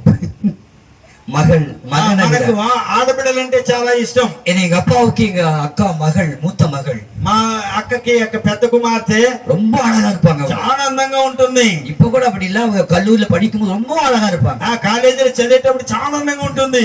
எங்க అப்பாவுக்கு எங்க అక్కனா ఉయ్యరు. మా నాయనకి అయ్యగారు అక్క అంటే చాలా ప్రేమ. கேட்டதெல்லாம் வாங்கி கொடுப்பாரு, అన్ని అడిగిందంతా తీసిస్తారు. அடிக்கடி கொஞ்சுவாரு, ఊరికి ఎక్కువ ప్రేమ చూపిస్తాడు. எனக்கும் அந்த குணம் இருக்கும் இல்ல, అలాగే నాకు కూడా ఉంటది కదా గుణము. நான் 7 நாள் ப்ரேயர் முடிச்சிட்டேன். 7 రోజులు ప్రార్థన முடிச்சதுக்கு అப்புறம் ముగించిన తర్వాత ஒரு ఆశ வருது, నాకు ఒక ఆశ చూస్తుంది. எங்க 2 பேருடைய సాయல்ல మా మధ్యలో ఉన్నటువంటి సహవాసంలో ஒரு மக வேணும்னு, నాకు ఒక అమ్మాయి కావాలని, எனக்கு ஒரு மக வேணும் அப்படின்னு ஆசை வருது, నాకు ఒక ఆడపిల్ల కావాలని ఆశ. அது எனக்கு ஒரு மாதிரி வேதனை ஆயிடுச்சு. అది ఒక వేదనగా మాకు కనబడింది. நினைச்சதெல்லாம் இல்ல, నేను తలచినంత లేదు. நாங்க நல்லா தான் இருந்தோம். మేమిద్దరు అలా ఉండిపోయాం. 7 நாள் ப்ரேயர் உபவாசம் முடிச்சதுக்கு அப்புறம், 7 రోజులు ఉపవాస ప్రార్థన ముగించిన వెంటనే எனக்கு இந்த வாலிப பிள்ளைய பார்த்தா அப்படி பாசமா பொங்கும். ఇలాంటి ఒక యవ్వన బిడ్డలను చూస్తే ఒక ప్రేమ నాలో వస్తది. அதுக்கு தகுந்த மாதிரி எங்க வீட்டுக்கு ஒரு பிரதர் வந்தாரு. అలాగే మా ఇంటికి ఒక బ్రదర్ వచ్చాడు. அவரு புள்ள ஒரு 15 వయసు புள்ள, ఆయన కొడుకు 15 సంవత్సరాలు. తోళ్ళ కయ్య పోட்டு ఆయన మెడ మీద చేతి వేసుకొని డాడీ డాడీ డాడీ అంటా ఉంటే అలాగే ఆయన ప్రేమిస్తాడు. இத பார்த்தோன்னா ரூமுக்குள்ள போய் அழுக ஆரம்பிச்சிட்டேன். అయ్యో దీన్ని చూస్తేనే నేను రూమ్ లోకి వెళ్ళి எனக்கு ஒரு புள்ள வேணும் ஆண்டவரே, అయ్యో దేవుడా నాకు కొడుకు కావాలని, எனக்கு ஒரு புள்ள வேணும், నాకు ఒక పిల్ల కావాలి. ఆమేన్. ஆனா இன்னைக்கு ஏகப்பட்ட பேர் என்ன அப்பான்னு போடுவாங்க. అనేక మంది ఈ రోజు నన్ను అనేక బిడ్డలు నన్ను నాయన అంటారు. ஏன் தெரியுமா? ఎందుకో తెలుసా? కన్నీరు విட்டு అழுదే, నేను కన్నీళ్ళు విడిచి ఏడ్చా. எனக்கு ఏకமா இருக்குது, ఓ నాకు సిగ్గుగా ఉంది, எனக்கு ஒரு புள்ள வேணும், என்னை அப்பா అప్పా నాకు ఒక బిడ్డ కావాలని ఏడ్చా. కొంచెం నేను వాళ్ళతో నేను సమాజం கூட்டிட்டு போய் எல்லாம் வாங்கி கொடுக்கணும், బయటికి తీసుకెళ్లి నా బిడ్డకి అన్ని తీసియాలని எனக்கு அப்படி ஆசை வருது. నాకు ఒక ఆశ కలుగుతా ఉంది. పుట్టి పుట్టి జవం பண்ணிட்டு இருந்தேன். నేను అలాగే ప్రార్థన చేస్తూ ఉంటే మొక్కలేసి கர்த்தர் பேசினாரு, దేవుడు నాతో మాట్లాడాడు. మనసులో என்னடா இருக்குன்னு கேட்டேன். నీ హృదయంలో ఏముంది అని అడిగాడు. எனக்கு ஏக்கமா இருக்கு, అయ్యా నాకు అక్కర కలిగి ఉన్నా, என்னுடைய சாயல் எனக்கு ஒரு புள்ள வேணும், నా రూపంలో నాకు కొడుకు కావాలన్నా, புள்ளைய மடியில வச்சு கொஞ்சம் போல இருக்கு. అయ్యో నా యొక్క చేతులు పెట్టుకుని నేను ఆత్మతో వాడు ప్రేమించాను. அந்த புள்ள கேட்டதெல்லாம் வாங்கி கொடுக்கணும். అయ్యో నేను అడిగిందంతా నేను తీసేయాలని ఆశ కలిగి ఉన్నా. எப்பயாச்சும் ஒரு புள்ள வேணும், ఎలాగైనా దేవుడు నాకు కొడుకు కావాలి బిడ్డ அப்படின்னு அழுகிற ஆண்டவர். అలాగే దేవుడితోనే ఏడుస్తున్నా. அந்த ஏக்கம் தான் எனக்கு இருக்குனாரு. హల్లెలూయా. అటువంటి కోరిక నా హృదయంలో ఉంది, எனக்கு இருக்குனாரு. అటువంటి కోరిక కూడా నాలో ఉంది. அப்பதான் அவருடைய அன்பை நான் நினைச்சு அழுதேன். అప్పుడుதான் నేను ఆయన ప్రేమను గురించి నేను ఏడ్చా. எப்படி ஒரு தகப்பனுக்கு, அதுவும் தகப்பனுக்கு பிள்ளைங்க மேல பாசமா இருக்கும், ఎలాగైతే తండ్రికి బిడ్డ మీద ఎలాగ ప్రేమ కలిగి ఉందో தாய்களுக்கு மகனு மேல பாசமா இருக்கும். తల్లికి ఏ విధంగా బిడ్డల మీద ఆశ ఉందో கர்த்தர்கிட்ட பேசினாரு, దేవుడు నాతో మాట్లాడాడు. அது அந்த ஏக்கம் தான் எனக்கும் என் பிள்ளைங்க மேல இருக்குது.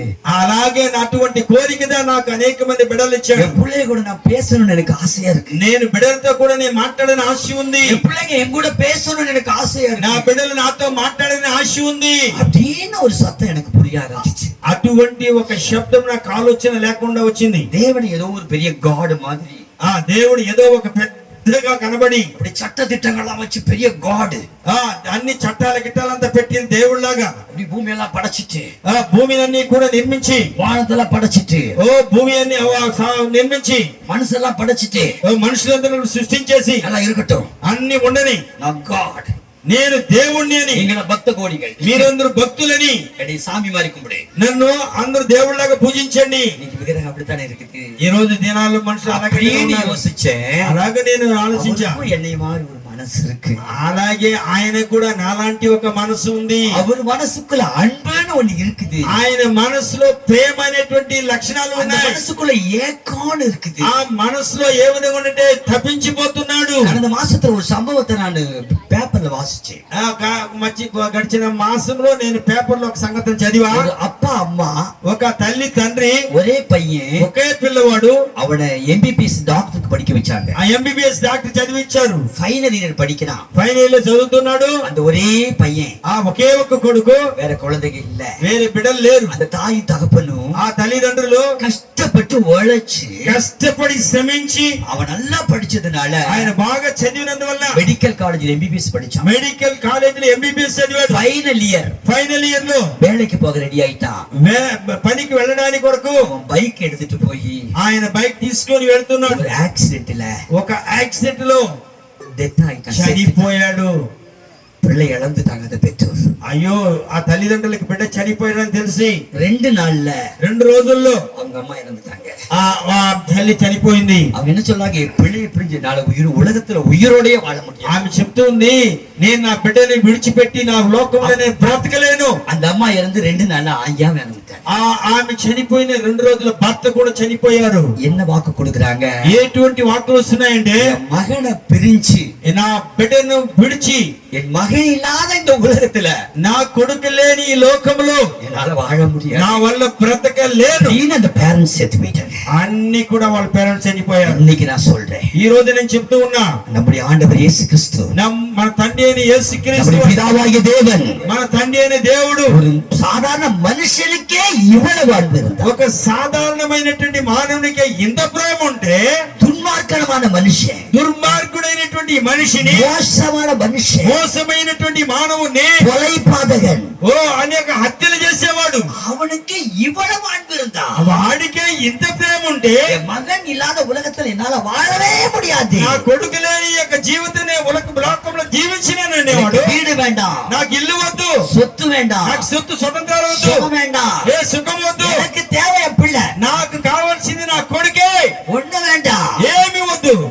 தேவனுக்கு சமமாய் இருப்பதை, దేవునికి సహవాసముగా ఉండే பிள்ளையாடின பொருளாக எண்ணாமல், బిడ్డలు లేని தம்மை தாமே வெறுமையாக்கி, తన్ను తానే తగ్గించుకొని, அடிமையின் ரூபம் எடுத்து, తగ్గించుకొని அடிமையின் ரூபம் எடுத்து, తగ్గింపగలిగిన రూపమెత్తి மனுஷர் சாயலான, మనిషి రూపమెత్తాడు.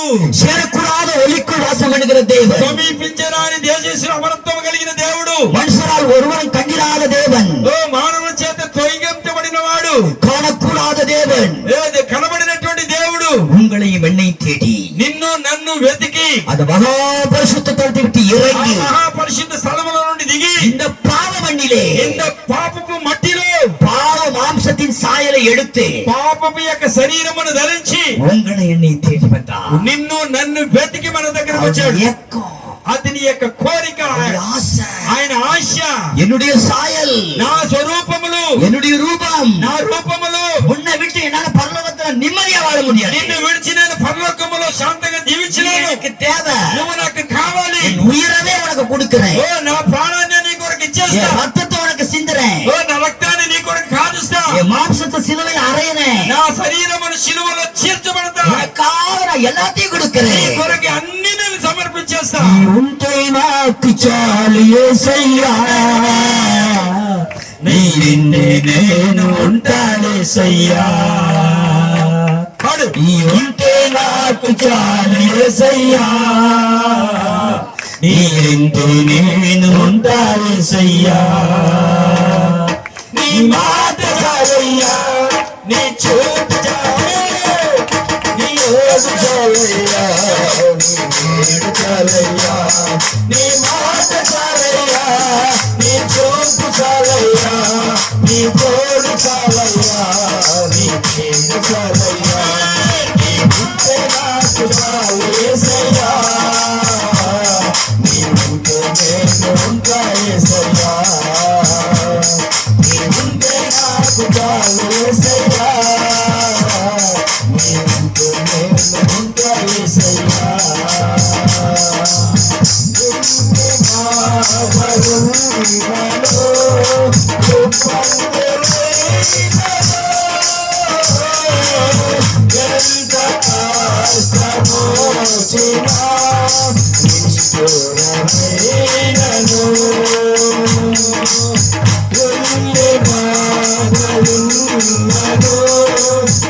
Thank you.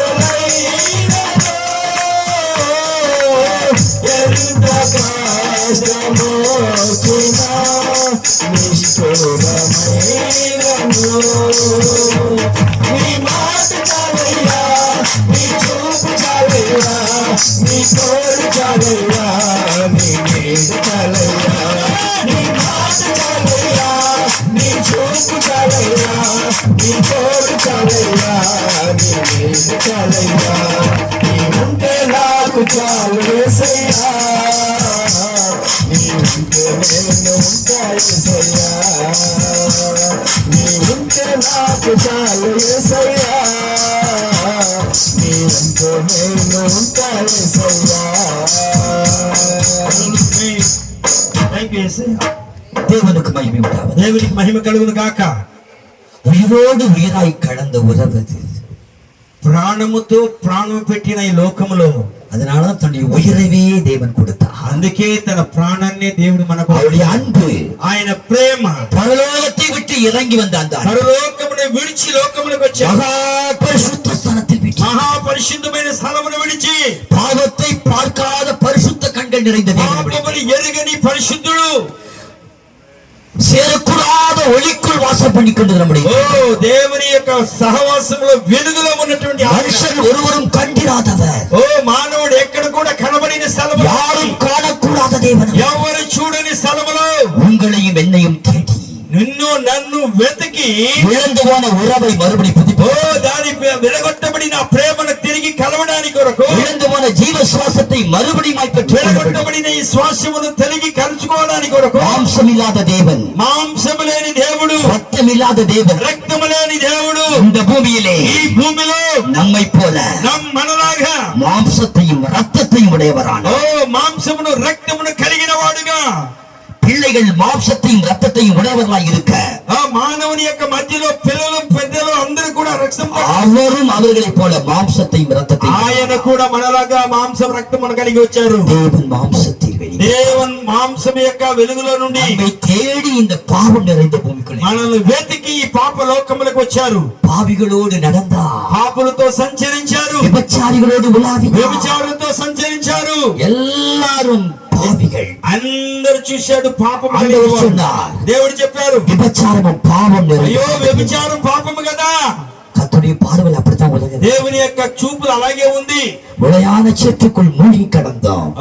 పనికిరాని జీవితంలో మనం బ్రతికాం. ஆண்டவர் உங்களை என்னை தேடி வந்தார். నిన్ను నన్ను దేవుడు వెతికి వచ్చారు. 2000 ஆண்டுகள் முன்பதாக 2000 సంవత్సరాలకు ముందుగా பாவத்தை நம்மை விட்டு விலக்கும்படியாக, మన పాపం నుండి విడుదల పొందడానికి కొరకు, நம்முடைய பாவங்களை மன்னிக்கும்படியாக, మన పాపమును మన్నించిన కొరకు பாவமில்லாத தேவகுமாரன் இயேசு கிறிஸ்து పాపము లేనటువంటి దేవుని కుమారుడు యేసు ప్రభువు நம்முடைய பாவத்தை சிலுவையில் మన పాపములను సిలువలో బలి అవుట కొరకు உங்களையும் என்னையும் தன்னிடத்தில் சேர்த்துக் கொண்டார். నిన్ను నన్ను తన సన్నిధిలో చేర్చుకున్నాడు. அவருடைய ரத்தத்தினாலே பாவ மன்னிப்பாகிய ఆ రక్తములో పాపపు విడుదల మన కొరకు ఇచ్చాడు. ஜீவ சுவாசத்தை ஊதின தேவன் జీవము యొక్క జీవాన్ని ఊదిన దేవుడు 2000 ஆண்டுகளுக்கு முன்பதாக 2000 సంవత్సరాలకు ముందుగా சிலுவையில் தன்னுடைய ஜீவனையே கொடுத்து సిలువలో తన உங்களை ప్రాణాలను త్యాగం చేసినటువంటి அந்த వాడు தேவன் தான் கேட்கிறார். ఆ దేవుడు అడుగుతున్నాడు. இயேசு கிறிஸ்துவோடு ஐக்கியமாய் இருக்க యేసు క్రీస్తు యొక్క సహవాసము కలిగి ఉండడానికి இன்னைக்கு எத்தனை பேர் அதை ஏற்றுக்கொள்ளுகிறீர்கள்? ఈ రోజు ఎంతమంది దానిని கையை అంగీకరిస్తున్నారు? வைத்து அல்லேலூயா சொல்லு, அல்லேலூயா. ఎలా చెప్తామా? இந்த ராத்திரி உங்களோடு கூட தேவன் பேசிக் ఈ கொண்டிருக்கிறார். రాత్రి మొత్తం కూడా దేవుడితో మాట్లాడుతున్నాడు. அவருடைய ஐக்கியத்தை உங்களுக்கு எதிர்பார்க்கிறார். ఆయన సహవాసాన్ని గురించి నేను ఎదుగుతున్నాడు. உலக மனுஷரோடு நிறைய ஐக்கியம் வச்சிருக்கிறோம். మనుషుల యొక్క సహవాసం ఎక్కువగా ఉన్నాం. உலக மனுஷருடைய உறவுகள் ஒரு நாள் முறிஞ்சு போயிடும். లోకం యొక్క ప్రేమ ఒక రోజు ముగిసిపోతాయి. நீங்க எவ்வளவு அன்பு செலுத்தினாலும் మీరు அது ஒரு ఎంత நாள் ప్రేమ கசந்து போயிடும். చూపించినది అంతే. ஆனால் மாறாத அன்பு, అయితే మారని ప్రేమ, நம்முடைய பாவங்களை எல்லாம் மன்னித்து மறந்த அன்பு, మన పాపములన్నీ కూడా మన్నించి మరచినటువంటి சொந்த குமாரனை கொடுத்த அன்பு, సొంత కుమారుని ఇచ్చినటువంటి ప్రేమ நம்மை தேடி வந்த அன்பு. మనల్ని వెతికి వచ్చారు ఆయన. என்னுடைய சிறுவயதில் நடந்த ஒரு சம்பவத்தை மாத்திரம் சொல்லி முடிச்சேன். సిలువను కూర్చున్నట్టు సహవాసం నేను ఒకటి చెప్తాను. எனக்கு ஒரு மாமா மகள் ஒருத்தர் இருந்தாங்க. నాకు ఒక మామ కుమార్తె ఉండింది. அவர் ரொம்ப ரொம்ப பியூட்டியா இருப்பாங்க, ரொம்ப அழகா. చాలా అందంగా ఉంటుంది ఆమె. ஆனா அந்த அழகு அவங்களுக்கு கேட முடிஞ்சிருச்சு. ఆమె ప్రేమ ఆ అందమే ఆమెకి ఇబ్బంది మారిపోయింది. நிறைய வாலிபர்கள் சுத்த ஆரம்பிச்சிட்டாங்க. చాలా మంది యువకులు ఆమె చుట్టూ తిరగడం ప్రారంభించారు. பிரச்சனையாவே போயிடுச்சு அவங்களுக்கு. అది ఒక సమస్య అయిపోయింది. அவளோட வாழ்க்கையை கெடுத்து கொண்டாள். ఆమె జీవితాన్ని చెడిపోయిస్తుంది. பிள்ளைக்கு நிறைய அட்வைஸ் பண்ணாங்க. ఎన్నో సహవాసాలు అభ్యసించారు. ஆனா திருந்தல. ఆమె తిరగలేదు. ஒரு நாள் அவளை காணாம போயிட்டு அந்த பொண்ணு. ఒక రోజు ఆమెను చూడలేకపోయారు. அப்ப நாங்க போயிருக்கிறேன். ఆ రోజు మేము వెళ్ళాం. அப்ப அவங்க பிள்ளை மகளை தேட ஆரம்பிச்சாங்க. అప్పుడు వాళ్ళ కుమార్తెను వెతకడం ప్రారంభించారు. எல்லா இடங்களும் மகளை தேடினாங்க. అన్ని చోట్ల ఎతికారు. தேடி தேடி వెతికి மும்பை போயிட்டாங்க. ముంబైకి వెళ్ళిపోయారు. அப்ப அவங்களுக்கு ஒரு தகவல் வந்துச்சு. వాళ్ళకు ఒక సమాచారం వచ్చింది. மும்பையிலே బొంబాయిలో மும்பை போயிட்டாங்க. బాంబేకి వెళ్ళిపోయారు. அவங்களுக்கு தகவல் வந்துச்சு. ఆమెకు ఒక సమాచారం వచ్చింది. மகள் விபச்சார விடுதியில் இருக்கிறார். అయ్యో ఆమె వ్యభిచార గృహంలో చేరిపోయింది. ரொம்ப అழகான பொண்ணு. చాలా అందగత్తె. ரொம்ப அறிவுள்ள பொண்ணு. చాలా జ్ఞానం కలిగింది. வாழ்க்கையை கெடுத்து கொண்டாள். అయితే ఆమె జీవితాన్ని చెడిపేసుకుంది. பெற்றோர் கண்ணீரோட தேடினாங்க. తల్లిదండ్రులు కన్నీటితో వెతికారు. கடைசியாக வந்த தகவல் లాస్ట్ లో వచ్చినటువంటి సమాచారం விபச்சார விடுதி. ఆమె వ్యభిచారంలో పట్టబడింది. அவங்க சொன்னாங்க, இனி என் பிள்ளை எனக்கு வேண்டாம். అయితే నాకు ఆ బిడ్డ వద్దు. என் பிள்ளை கெட்டு போயிட்டா. నా కుమార్తె చెడిపోయింది. இனி அவ எனக்கு பிள்ளை இல்லை. ఆమె నాకు కుమార్తె కాదు. கேவலப்படுத்திட்டா. అయ్యో నన్ను అసహించే విధంగా జరిగించేసింది. நாரி கெட்டு போயிட்டா. అయ్యో ఆమె చాలా అసహ్యమైపోయింది. பாவத்துல விழுந்துட்டா. ఓ పాపములో పడిపోయింది. இனி அவ என் பிள்ளை இல்லை. ఇక మీద ఆమె నా కుమార్తె కాదు అనిపించుకోను. இந்த தகவல் கிடைச்ச திரும்பி வந்துட்டாங்க. ఇలాంటి సహవాసం చేసి తిరిగి వచ్చేసారు. நான் நினைச்சேன், నేను అనుకుంటున్నా நம்முடைய தேவன் அவளை தேடி இருந்தா ఓ మన దేవుడు ఆమెను కానీ వెతుకుంటే திரும்பி போக மாட்டாரு. ఓ అలాగే விபச்சார விடுதிக்குள்ள போய் நீ என்னுடைய மகள், నీ యొక్క కుమారుడు నీ వ్యభిచార గృహంలో అడిగుంటాడు. கெட்டு போனா கூட பரவாயில்ல, నీ చెడిపోయినా కూడా அதை పర్వాలేదు. விட்டு போயிடாதே. నేను నిన్ను విడిచిపెట్టి ఉండను. நீ கெட்டு போனா கூட பரவாயில்ல, నీవు చెడిపోయినా సరే என்னை పర్వాలేదు. விட்டுட்டு போயிடாத. ఓ నన్ను విడిచిపెట్టవు. நீ என்னுடைய சாயல், నీవు నా స్వరూపానివి. நான் உன்னை మறக்க முடியுமா? నిన్ను నేను మరవలేకనా? நீ என்ன மறந்தாலும் நான் உன்னை மறக்க. నువ్వు నన్ను మరిచినా నేను మరవను. நீ என்னை விட்டு போகலாம், நான் உன்னை விட்டு போக மாட்டேன். ఓ నన్ను విడిచి నువ్వు వెళ్ళిపోయినా నిన్ను విడిచి నేను వెళ్ళను. விட்டுக்கொண்டே என் மகள், నిన్ను విడిపించి నేను அதான் யோசிச்சேன். అదేదా నేను ఆలోచన చేసిన. பெற்றோர் கைவிட்டாலும், ఓ తల్లిదండ్రులు విడిచిపెట్టినా, உற்றோர் உறவினர் ఓ கைவிட்டாலும், బంధువులు స్నేహితులు విడిచిపెట్టినా, நீ நம்பினோர் யார் கைவிடலாம். నువ్వు నమ్మిన వాళ్ళు ఎవరైనా విడిచిపెట్టొచ్చు. ஆயிரம் குற்றச்சாட்டு சொல்லலாம், అనేకమైన నిందలు మోపొచ్చు. நடத்த கெட்டவன்னு சொல்லலாம், ఓ పనికిరాని వాడని చెప్పొచ్చు. நீ మోసమానవன்னு சொல்லலாம். మోసమైన బిడ్డని చెప్పొచ్చు. சமாரியா ஸ்திரீக்கு 5 புருஷர்கள். సమరయ స్త్రీకి 5 మంది ఉన్నారు. இப்ப இருக்கிறவன் உனக்கு புருஷன் ఓ, அல்ல. ఇప్పుడు ఉన్నటువంటి వాడు కూడా నీకు పురుషుడు కాదు. நம்ம அந்த சுவிசேஷம் சொல்லாம திரும்பி போயிடும். అటువంటి మళ్ళీ ఆ సుశేషానికి వెళ్ళిపోతాం. இது பெரிய பிரச்சனை. ఇది పెద్ద సమస్య అయిపోతాయి. 5 புருஷன் இப்ப இருக்கிற உனக்கு புருஷன் அல்ல. ఆ 5 మంది ఉన్నాడు. ఇప్పుడు ఉండేవాడు కూడా నీకు మనిషి పురుషుడు కాదు. விலகி எங்கேயாச்சும் ஓடி இருப்போம். ఓ మనం బతికితేసి ఉంటాం ఆ మాట వింటానే. பாவ வாழ்க்கையை பார்க்கல பத்தியில கர்த்தர். అదే అటువంటి పాపపు స్థితిలను దేవుడు చూసినప్పుడు தேவாலயத்துல பிரசங்கம் பண்ணிட்டு இருக்காரு இயேசு கிறிஸ்து. దేవుడు ఆ దేవాలయంలో ప్రసంగం చేస్తున్నప్పుడు விபச்சாரத்தில் கையுமையுமாய் பிடிக்கப்பட்ட ஒரு விபச்சாரியை கொண்டு வந்து వ్యభిచారం చేస్తూ చేతితో అలాగే పట్టబడిన ఒక ఆమె తీసుకొచ్చారు. கல்ல வச்சிருக்காங்க ரெடியா. అందరూ రాళ్ళు చేతిలో ఉన్నాయి. ஏன்னா மோசேயின் பிரமாணம் என்ன சொல்லுது? చట్ట ప్రకారంగా ఆమెను விபச்சாரம் செய்தவளை వ్యభిచారం చేసిన ఆమెను கல்லெறிந்து கொல்ல வேண்டும். రాళ్ళతో కొట్టి చంపేయాలా. அவள்கிட்ட இரக்கமே காட்டக்கூடாது. అక్కడ ఏ విధమైనటువంటి దయ చూపించేదానికి లేదు. அதுதான் பிரமாணம். అదిదా అక్కడ చట్టము. ஆண்டவர்ட்ட கொண்டு வர்றாங்க. దేవుని దగ్గర తీసుకొచ్చారు. மோசே மூலமா பிரமாணம் கொடுத்தது இவரு தாங்க. మోషే ద్వారా ప్రమాణం ఇచ్చింది. அவங்களுக்கு தெரியாதுல இவர்தான் பிரமாணம் கொடுத்தாருங்க. ఈయనే ఆ ప్రమాణాలన్నీ కూడా చూపించాడు కదా. பிரமாணத்தை கொண்டு வரல, అక్కడ ప్రమాణం తీసుకురాలి. உங்களில் பாவம் இல்லாதவன் கல்லெறிட்டார். ఓ నీలో పాపము లేనివాడు మొదట రాయేయండి అన్నాడు. நம்ம எல்லாருமே கல்லறிகிற ஆள்தான். అందరూ మనం రాళ్ళు వేసేవాళ్ళమే. யாரு மேல கல்லறியாதீங்க, ఎవరి మీద రాయి వేయొద్దండి. தப்பாவெல்லாம் பேசிடாதீங்க. అది తప్పు కానీ మాట్లాడొద్దు. ஒத்துக்க மாட்டாரு. ఒత్తుకు దాన్ని ఒప్పుకోడు ఆయన. தெரிந்து கொள்ளப்பட்டவர் மேல குற்றம் சாட்டுகிறவன் யார்? ఎవరు తెలుసుకున్నటువంటి వాళ్ళ మీద ఎవరైతే చాడీలు చెప్తారో இன்னைக்கு பாவியா இருப்பாங்க, ఈ రోజు పాపులుగా ఉండొచ్చు. நாளைக்கு தேவன் தூக்கி எடுத்து దేవుడు பரிசுத்தப்படுத்துவார். శుద్ధీకరించబడతాడు. தெரிந்து கொள்ளப்பட்ட தேவன் தெரிந்து கொண்டவன் குற்றம் சாட்டுகிற தேடுகிறவன் யார்? దేవుడి వెతికినటువంటి వాళ్ళలో పాపము కలిగిన వాడు ఎవడు? தேவன் தெரிந்தவனுமே குற்றம் சாட்டுகிறவன் யார்? దేవుడి వెతికినటువంటి పరిశుద్ధపరిచిన వాళ్ళ మీద ఎవరు పాపులని చెప్పగలరు? அவனே அவனை நீதிமானாக்குகிறார். ఆయనే ఆయన చెప్పలేడు. அவனுக்காக மரித்தவன் அவர்தான். ఆయన కొరకు మరిచిన వాడు, చనిపోయిన వాడు యేసే. பாவிகளை நேசிக்க அவர் மாதிரி முடியாதுங்க. ఓ పాపులను ప్రేమించే విధంగా ఆయన లాంటి వాడు ఎవరు లేరు. பரிசுத்தவான்களை நேசிக்கலாம், పరిశుద్ధులను ప్రేమించవచ్చు. பாவிகளை நேசிக்கிறது అయితే పాపులను ప్రేమించేవాడు ఎవడు? యేసే. நானால இல்லாட்டி உள்ளே வந்துக்க முடியாது. నీవు నేనైతే లోపలికి వెళ్ళిపోయి ఉండవు. நான் செஞ்ச தப்புக்கெல்லாம் உள்ள என்ட்ரே பண்ண முடியாது. మేనం చేసిన పాపాలకి దేవుని దగ్గర అసలు ఎంట్రీ లేదు. பைபிளை தொடர்ந்து யோக்கியதே கிடையாது. మన యొక్క యోగ్యత లేనే లేదు. தேவன் என்னையும் நேசித்து దేవుడు అయితే నన్ను నిన్ను ప్రేమించాడు. ஏற்றுக்கொண்டு ఈ రోజు వరకు కూడా ప్రేమిస్తున్నాడు. கனவான ஊழியத்தை இந்த பாவி கையில கொடுத்தாரு பாத்தீங்களா? ఓ ఘనమైనటువంటి సేవని పాపుల చేతికి అప్పగించాడు కదా. அதனாலதான் நல்ல கவனிக்க, பாவம் செஞ்சுட்டு வந்த பரிசுத்தமா வாழ்ந்தவனை விட బాగా గమనించండి, పరిశుద్ధంగా జీవించిన వాడి కంటే ரொம்ப కూడా பாவம் செஞ்சுட்டு வர்றான் பாத்தீங்களா, పాపం చేసేసి వస్తారు చూడు, அவன் தான் ஆண்டவர் உயிரை வைப்பான். ఆయనే దేవుని కొరకు ప్రాణం పెట్టేస్తాడు. அவனுக்கு தான் தெரியும் எவ்வளவு பாவத்தை என்ன மன்னிச்சு விட்டு, ఆ పాపికి దా తెలుసు నేను ఎటువంటి పాపినో, నన్ను ఎలా మన్నించాడని. செஞ்ச అతను అక్రమతే నేను చేసిన అన్ని అతిక్రమములన్నీ కూడా சொந்த பிள்ளைய வச்சுட்டாரு. ఓ సొంత బిడ్డగా చూశాడే. அந்த இளையகுமாரன் நீங்க நினைச்சு பாருங்க, ఓ అలాంటి ఒక కుమారుని నువ్వు చూశాడు చూడండి. அப்பா கஷ்டப்பட்டு சம்பாதிச்ச பரிசுத்த சொத்துக்களை எல்லாம் வேசிகள் இடத்துல வித்து, చూడండి, తప్పిపోయిన కుమారుడు ఏ విధంగా సంపాదనలన్నీ కూడా వేశ్యనికి ఇచ్చేశాడు. பண்டிகை திங்கிற தவிடு கூட அவனுக்கு இல்ல.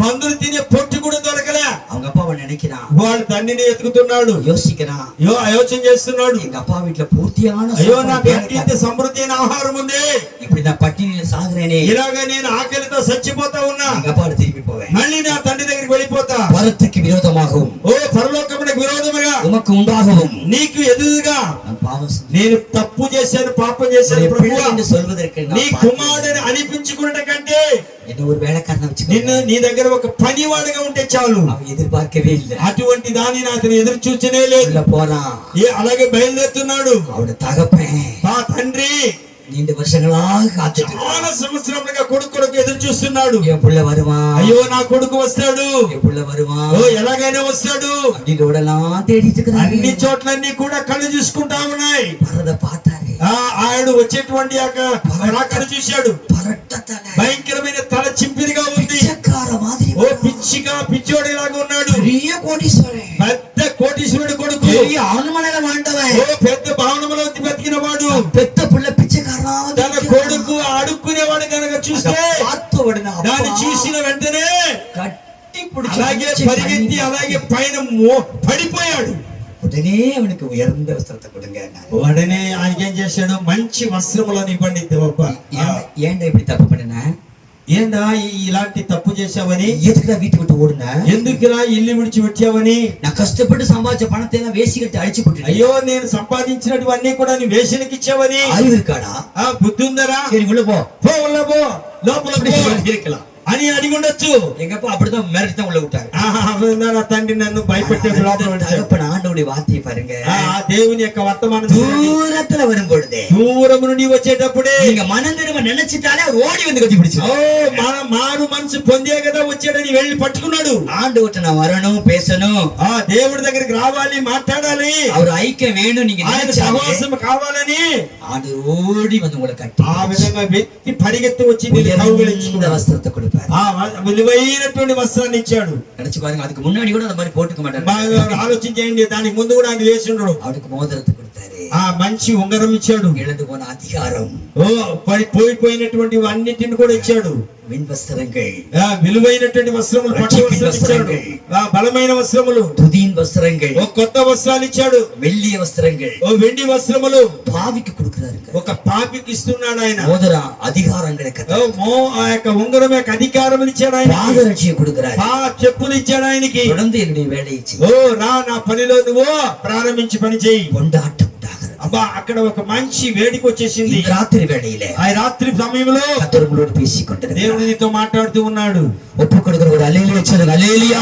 కూడా హల్లెలూయా చెప్పండి. ஏதோ சர்ச்சுக்கு வந்துட்டோம்னு நினைக்காதீங்க. ఏదో చర్చికి వచ్చాం అనుకోవద్దండి. பாவ மன்னிப்பு பெற்றுட்டோம்னு நினைக்காதீங்க. పాపం రక్షణ వచ్చేసింది అనుకోవద్దండి. அவரோடு உறவாடும்படி நம்ம ఆయనలో సహవాసం కలిగిన వాళ్ళగా ఉండాలి. அவரோடு ஐக்கியம் கொள்ளும் அழைக்கப்பட்டோம். ఆయనలో ఐక్యముగా ఉండేట్టుగా ఉండాలి. ஆழமான உறவு கொள்ளும்படி அழைக்கப்பட்டோம். లోతైనటువంటి ప్రేమలో ఉండాలి. இந்த ராத்திரி வேளை நம்ம ஒப்பு கொடுப்போம். ఈ రాత్రిలో మనం ఒప్పుకుందాం. இன்னைக்கு காலையில இன்னைக்கு எங்க ஊர்ல இருக்கணும். తెల్లతో నేను మా ఊర్లో ఉండాలి. இன்னைக்கு காலையில நேரத்துல எந்திரிச்சு ஊருக்கு ஓடிடணும்னு நினைச்சேன். వెంటనే ఈ తెల్లతో వెళ్ళిపోవాలనుకున్నా. இல்லாட்டி பாஸ் ஐயாலாம் பார்த்திருக்கேன். దేవి స్తోత్రం అయ్యగారిని కూడా నేను చూశాను.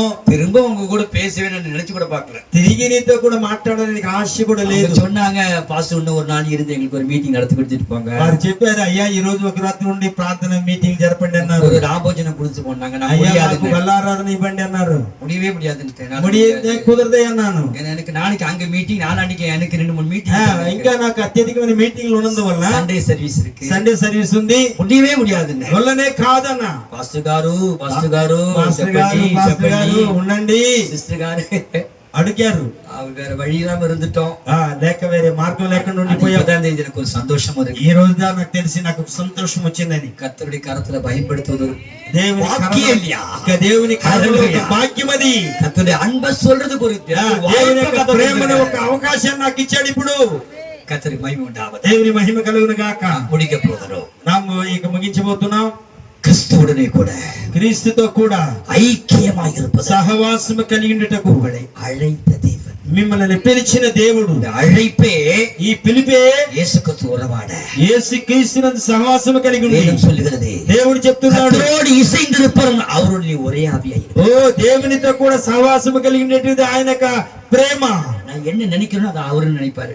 నేను ఏం తెలుస్తానో అదే దేవుడు తెలుస్తాడు. அவர் என்ன நினைக்கிறாரோ அதைத்தான் நானும் நினைப்பேன். ఆయన ఈ తండ్రి ఏం తెలుస్తాడో అదే నాలో ఉంటాయి. பிதா என்ன நினைக்கிறாரோ அதான் குமாரன் நினைப்பாரு. அதே ఓ மாதிரி తండ్రి ఏదైతే ఆలోచిస్తాడో కుమారుడు అదే ఆశిస్తాడు. பிதா என்ன சொல்ல சொல்ல அதான் குமாரன் பேசுவாரு. ఓ తండ్రి ఏదైతే చెప్పమంటాడో అదే కుమారుడు మాట్లాడతాడు. பிலிப்பு கேட்டாரு. పిలిపి అడిగాడు, பிதாவை எங்களுக்கு காண்பின்னு ఓ கேட்டாரு. నాకు తండ్రిని చూపించన్నాడు.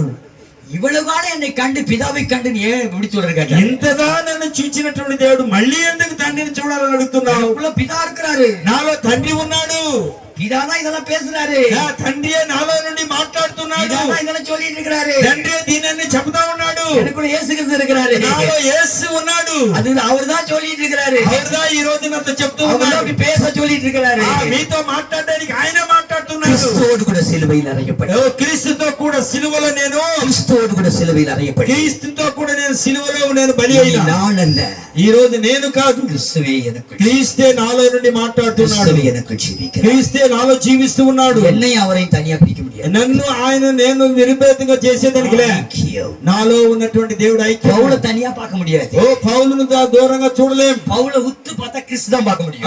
పౌలు నేను దృష్టించి చూస్తే క్రీస్తునే చూడగలము. இயேசு கிறிஸ்து உத்து பார்த்தா உள்ள பவுல் தான் இருப்பாரு. యేసు క్రీస్తుని దృష్టించితే పౌలుగా ఉంటాడు. பவுலையும் கிறிஸ்துவையும் பிரிக்க முடியாது. పౌలను అపోస్తలుని పౌలుని క్రీస్తుని విడదీయలేము. அந்த இடத்துக்காக உங்களை என் தேவன் அழைக்கிறார். అటువంటి యొక్క సహవాసము దేవుడు கிறிஸ்துவுடனே கூட சிலுவையில் அறையப்பட்டு, క్రీస్తులో కూడా నేను సిలువలో నేను బలి అయిన கிறிஸ்துவுடனே கூட சிலுவையில் அறையப்பட்டு, సిలువలో నేను అలాగా నేను అప్పగించుకున్నా. இனி நான் அல்ல, ఇక మీద నేను కాదు, கிறிஸ்துவே எனக்குள் ஜீவிக்கிறார். నాలోనే క్రీస్తు జీవించి ఉన్నాడు. நான் தான் கிறிஸ்து, నేనే క్రీస్తుని. அவர் பவுல், அவரு పౌల్. அவரு பவுல் நான் அப்படிங்கிற ஒரு இடம். అటువంటి పౌలు క్రీస్తు అనేటువంటి ఒక அதுக்காக நான் கிறிஸ்துவோட பெருமை சொல்லல. అందుకని నేను క్రీస్తు అని గొప్పగా చెప్పలే. கிறிஸ்துவின் சிந்தை, క్రీస్తుని యొక్క ఆలోచనను బట్టి இயேசு கிறிஸ்து மாதிரியே பார்வை, క్రీస్తు లాగానే మాట్లాడతా. இயேசு கிறிஸ்துக்குள்ள இருந்த பரிசுத்தம், యేసు క్రీస్తులో ఉన్న ఆ పరిశుద్ధత, கிறிஸ்துவுக்குள்ள காணப்பட்ட அன்பு, ఆ క్రైస్తవుల కనబడినటువంటి ప్రేమ, அவருக்குள் காணப்பட்ட சாந்த குணம், ఆయనలో కనబడినటువంటి శాంతము, அவருக்குள் காணப்பட்ட மனத்தாழ்மை, ఆయనలో కనబడినటువంటి తగ్గింపు, இதெல்லாம் எனக்குள்ள இருக்கும் பொழுது అవన్నీ నాలో ఉన్నప్పుడు கிறிஸ்து எனக்கு నాలో ஜீவிக்கிறார். దేవుడు ஹல்லேலூயா. ఉన్నాడు. హల్లెలూయా. கிறிஸ்துவோடு கூட சிலுவையில் அறையப்பட்டு, క్రీస్తుతో నేను ఉన్నాను. எல்லாரும் சொல்லுவோமா? అందరూ చెప్తామా? கிறிஸ்து கிறிஸ்துவுடனே கூட சிலுவையில் அறையப்பட்டேன். అందరూ కూడా మేము సిలువలో கிறிஸ்துவுடனே கூட சிலுவையில் அறையப்பட்டேன். సిలువలో కూడా నేను బలి అవుతున్నా. ஆயினும் பிழைத்திருக்கிறேன். అన్ని కూడా నేను ఆయనతో இனி நான் அல்லவே அல்ல, ఏకమైతే నేను కానే కాను, கிறிஸ்துவே எனக்குள் నాలో క్రీస్తు ఉన్నాడని ఆలోచన రావాలి. இந்த ஐக்கியத்தை தான் ఇలాంటి సహవాసమునే இன்னைக்கு அதை ஒப்பு கொடுப்போம். ఈ రోజు దానిని మనం ఒప్పుకుందాం, ஜெபம் பண்ணுவோம். ప్రార్థన చేసుకుందాం. మోకరిల్లండి. அன்புள்ள பிதாவே, ఆ ప్రేమ కలిగిన దేవుడా, இந்த பரிசுத்த கரத்துல ఈ పరిశుద్ధ దినముల సమయంలో இந்த நேரத்தை ஆஸ்வத்து கொடுத்து ஸ்தோத்திரம். అయ్యా ఈ రోజు మాట్లాడే అవకాశం ఇచ్చారు, స్తోత్రం. உம்முடைய குமாரன் மூலமாக எங்களோடு பேசி நமக்கு ఓ ஸ்தோத்திரம். నీ కుమారుని ద్వారా నాతో మాట్లాడేందుకు స్తోత్రం. கிறிஸ்துவுடனே ஐக்கியமா இருக்காங்க. క్రైస్తవ సహవాసంలో ఉండడానికి గొప్ప చూపించినావు. இதனால் அந்த ஐக்கியத்துக்காக நாங்கள் ஜெபிக்கிறோம். ఈ రోజు ఆ సహవాసం కొరకు మేము ప్రార్థన చేస్తున్నాం. வார்த்தைகளை ஆஸ்வதித்து ఈ వార్తలను ఈ వాక్యములను ఆశీర్వదించు. இருதயங்களை பதிக்க வேண்டும். ఓ హృదయంలో దాన్ని తాకండి. சாத்தான் இந்த வார்த்தைகளை எடுத்து போடக்கூடாது. ఓ సైతానుడు ఎట్టి పరిస్థితుల్లో దీన్ని తీసివేయకూడదు. அந்த வசனங்களை எடுத்து போடாதபடிக்கு అయ్యా వాక్యములు ఎత్తుకొని పోకుండా இருதயத்துல ஆழத்துல பதிக்கிறாங்க. హృదయముల లోపల దాన్ని దాచండి అయ్యా. வசனங்களை மொழிபெயர்த்த ఓ వాక్యములు అన్ని పూర్తిగా பாஸ்டர் ஐயாவுக்காக ஜெபிக்கிறோம். అయ్యా పాస్టర్ గారి కొరకు ప్రార్థన చేస్తున్నా. அன்போடு கூட எங்களோடு வந்து ప్రేమతో మాతో కూడా వచ్చి இந்த இடத்துல எங்களோடு ఈ రోజు మాతో కూడా ஐக்கியத்தோடு வந்து ఐక్యముగా వచ్చి கர்த்தருடைய வார்த்தையை பகிர்ந்து கொண்டதுக்கு, దేవుని యొక్క వాక్యమును సహవాసము కలిగి ఉండడానికి மொழிபெயர்த்ததுக்காய் ఓ దేవుని స్తోత్రం. அன்புள்ள பாஸ்டர் ஐயாவுக்காக, ఆ ప్రేమ కలిగిన పాస్టర్ గారి కొరకు, பாஸ்டர் அம்மாவுக்காக, పాస్టర్ అమ్మ కొరకు, கர்த்தர் கொடுத்த பிள்ளைகளுக்காக, దేవుడిచ్చిన బిడ్డల కొరకు, கர்த்தர் கொடுத்த சபை ஊழியங்களுக்காக దేవుడిచ్చినటువంటి సంఘము సేవ కొరకు நன்றியோடு ஸ்தோத்திரிக்கிறோம். నేను కృతజ్ఞతతో నేను ప్రార్థన చేస్తూ ஊழியத்தை செய்கிற ఈ సేవను చేస్తున్నా. சகோதரிக்காக நமக்கு సహోదరులకాగ నేను ప్రేమిస్తున్నా. கொடுத்திருக்கிற கர்த்தருடைய பிள்ளைகளுக்காக ஸ்தோத்திரம். ఇచ్చినటువంటి దేవుని బిడ్డల కొరకు స్తోత్రం. தெனாலில வந்திருக்கிற ரூத் சிஸ்டர்களுக்காக கர்த்தரை ஸ்தோத்திரம். జనాలిలో నుండి వచ్చినటువంటి సహోదరి కొరకు స్తోత్రం. அவருடைய ஊழியங்களுக்காக கர்த்தரை ஸ்தோத்திரம். ఆ సహోదరి యొక్క సేవను ఆస్వాదించండి. என்னோட ஜெபத்துல கலந்து கொண்டிருக்கிற ఈ రోజున ప్రార్థనలో కలుసుకుని ఉన్న கர்த்தருடைய சபைகளை வைத்திருக்கிற ஊழியர்களுக்காக கர்த்தரை దేవుని యొక్క సంఘమును సహవాసం కలిగిన వాళ్ళందరి కొరకు ராபோஸ்வரத்திற்காக ஸ்தோத்திரிக்கிறோம். అందరి కొరకు నేను ప్రార్థిస్తున్నా. தொடர்ந்து உம் நாமத்தை மகிமைப்படுத்துகிறார். దేవా నీ నామమును తండ్రి నేను మహిమపరుస్తా. இயேசு கிறிஸ்துவின் மூலம் ஜெபம் கேளு. యేసు క్రీస్తు మూలమున ప్రార్థన వినుము తండ్రి.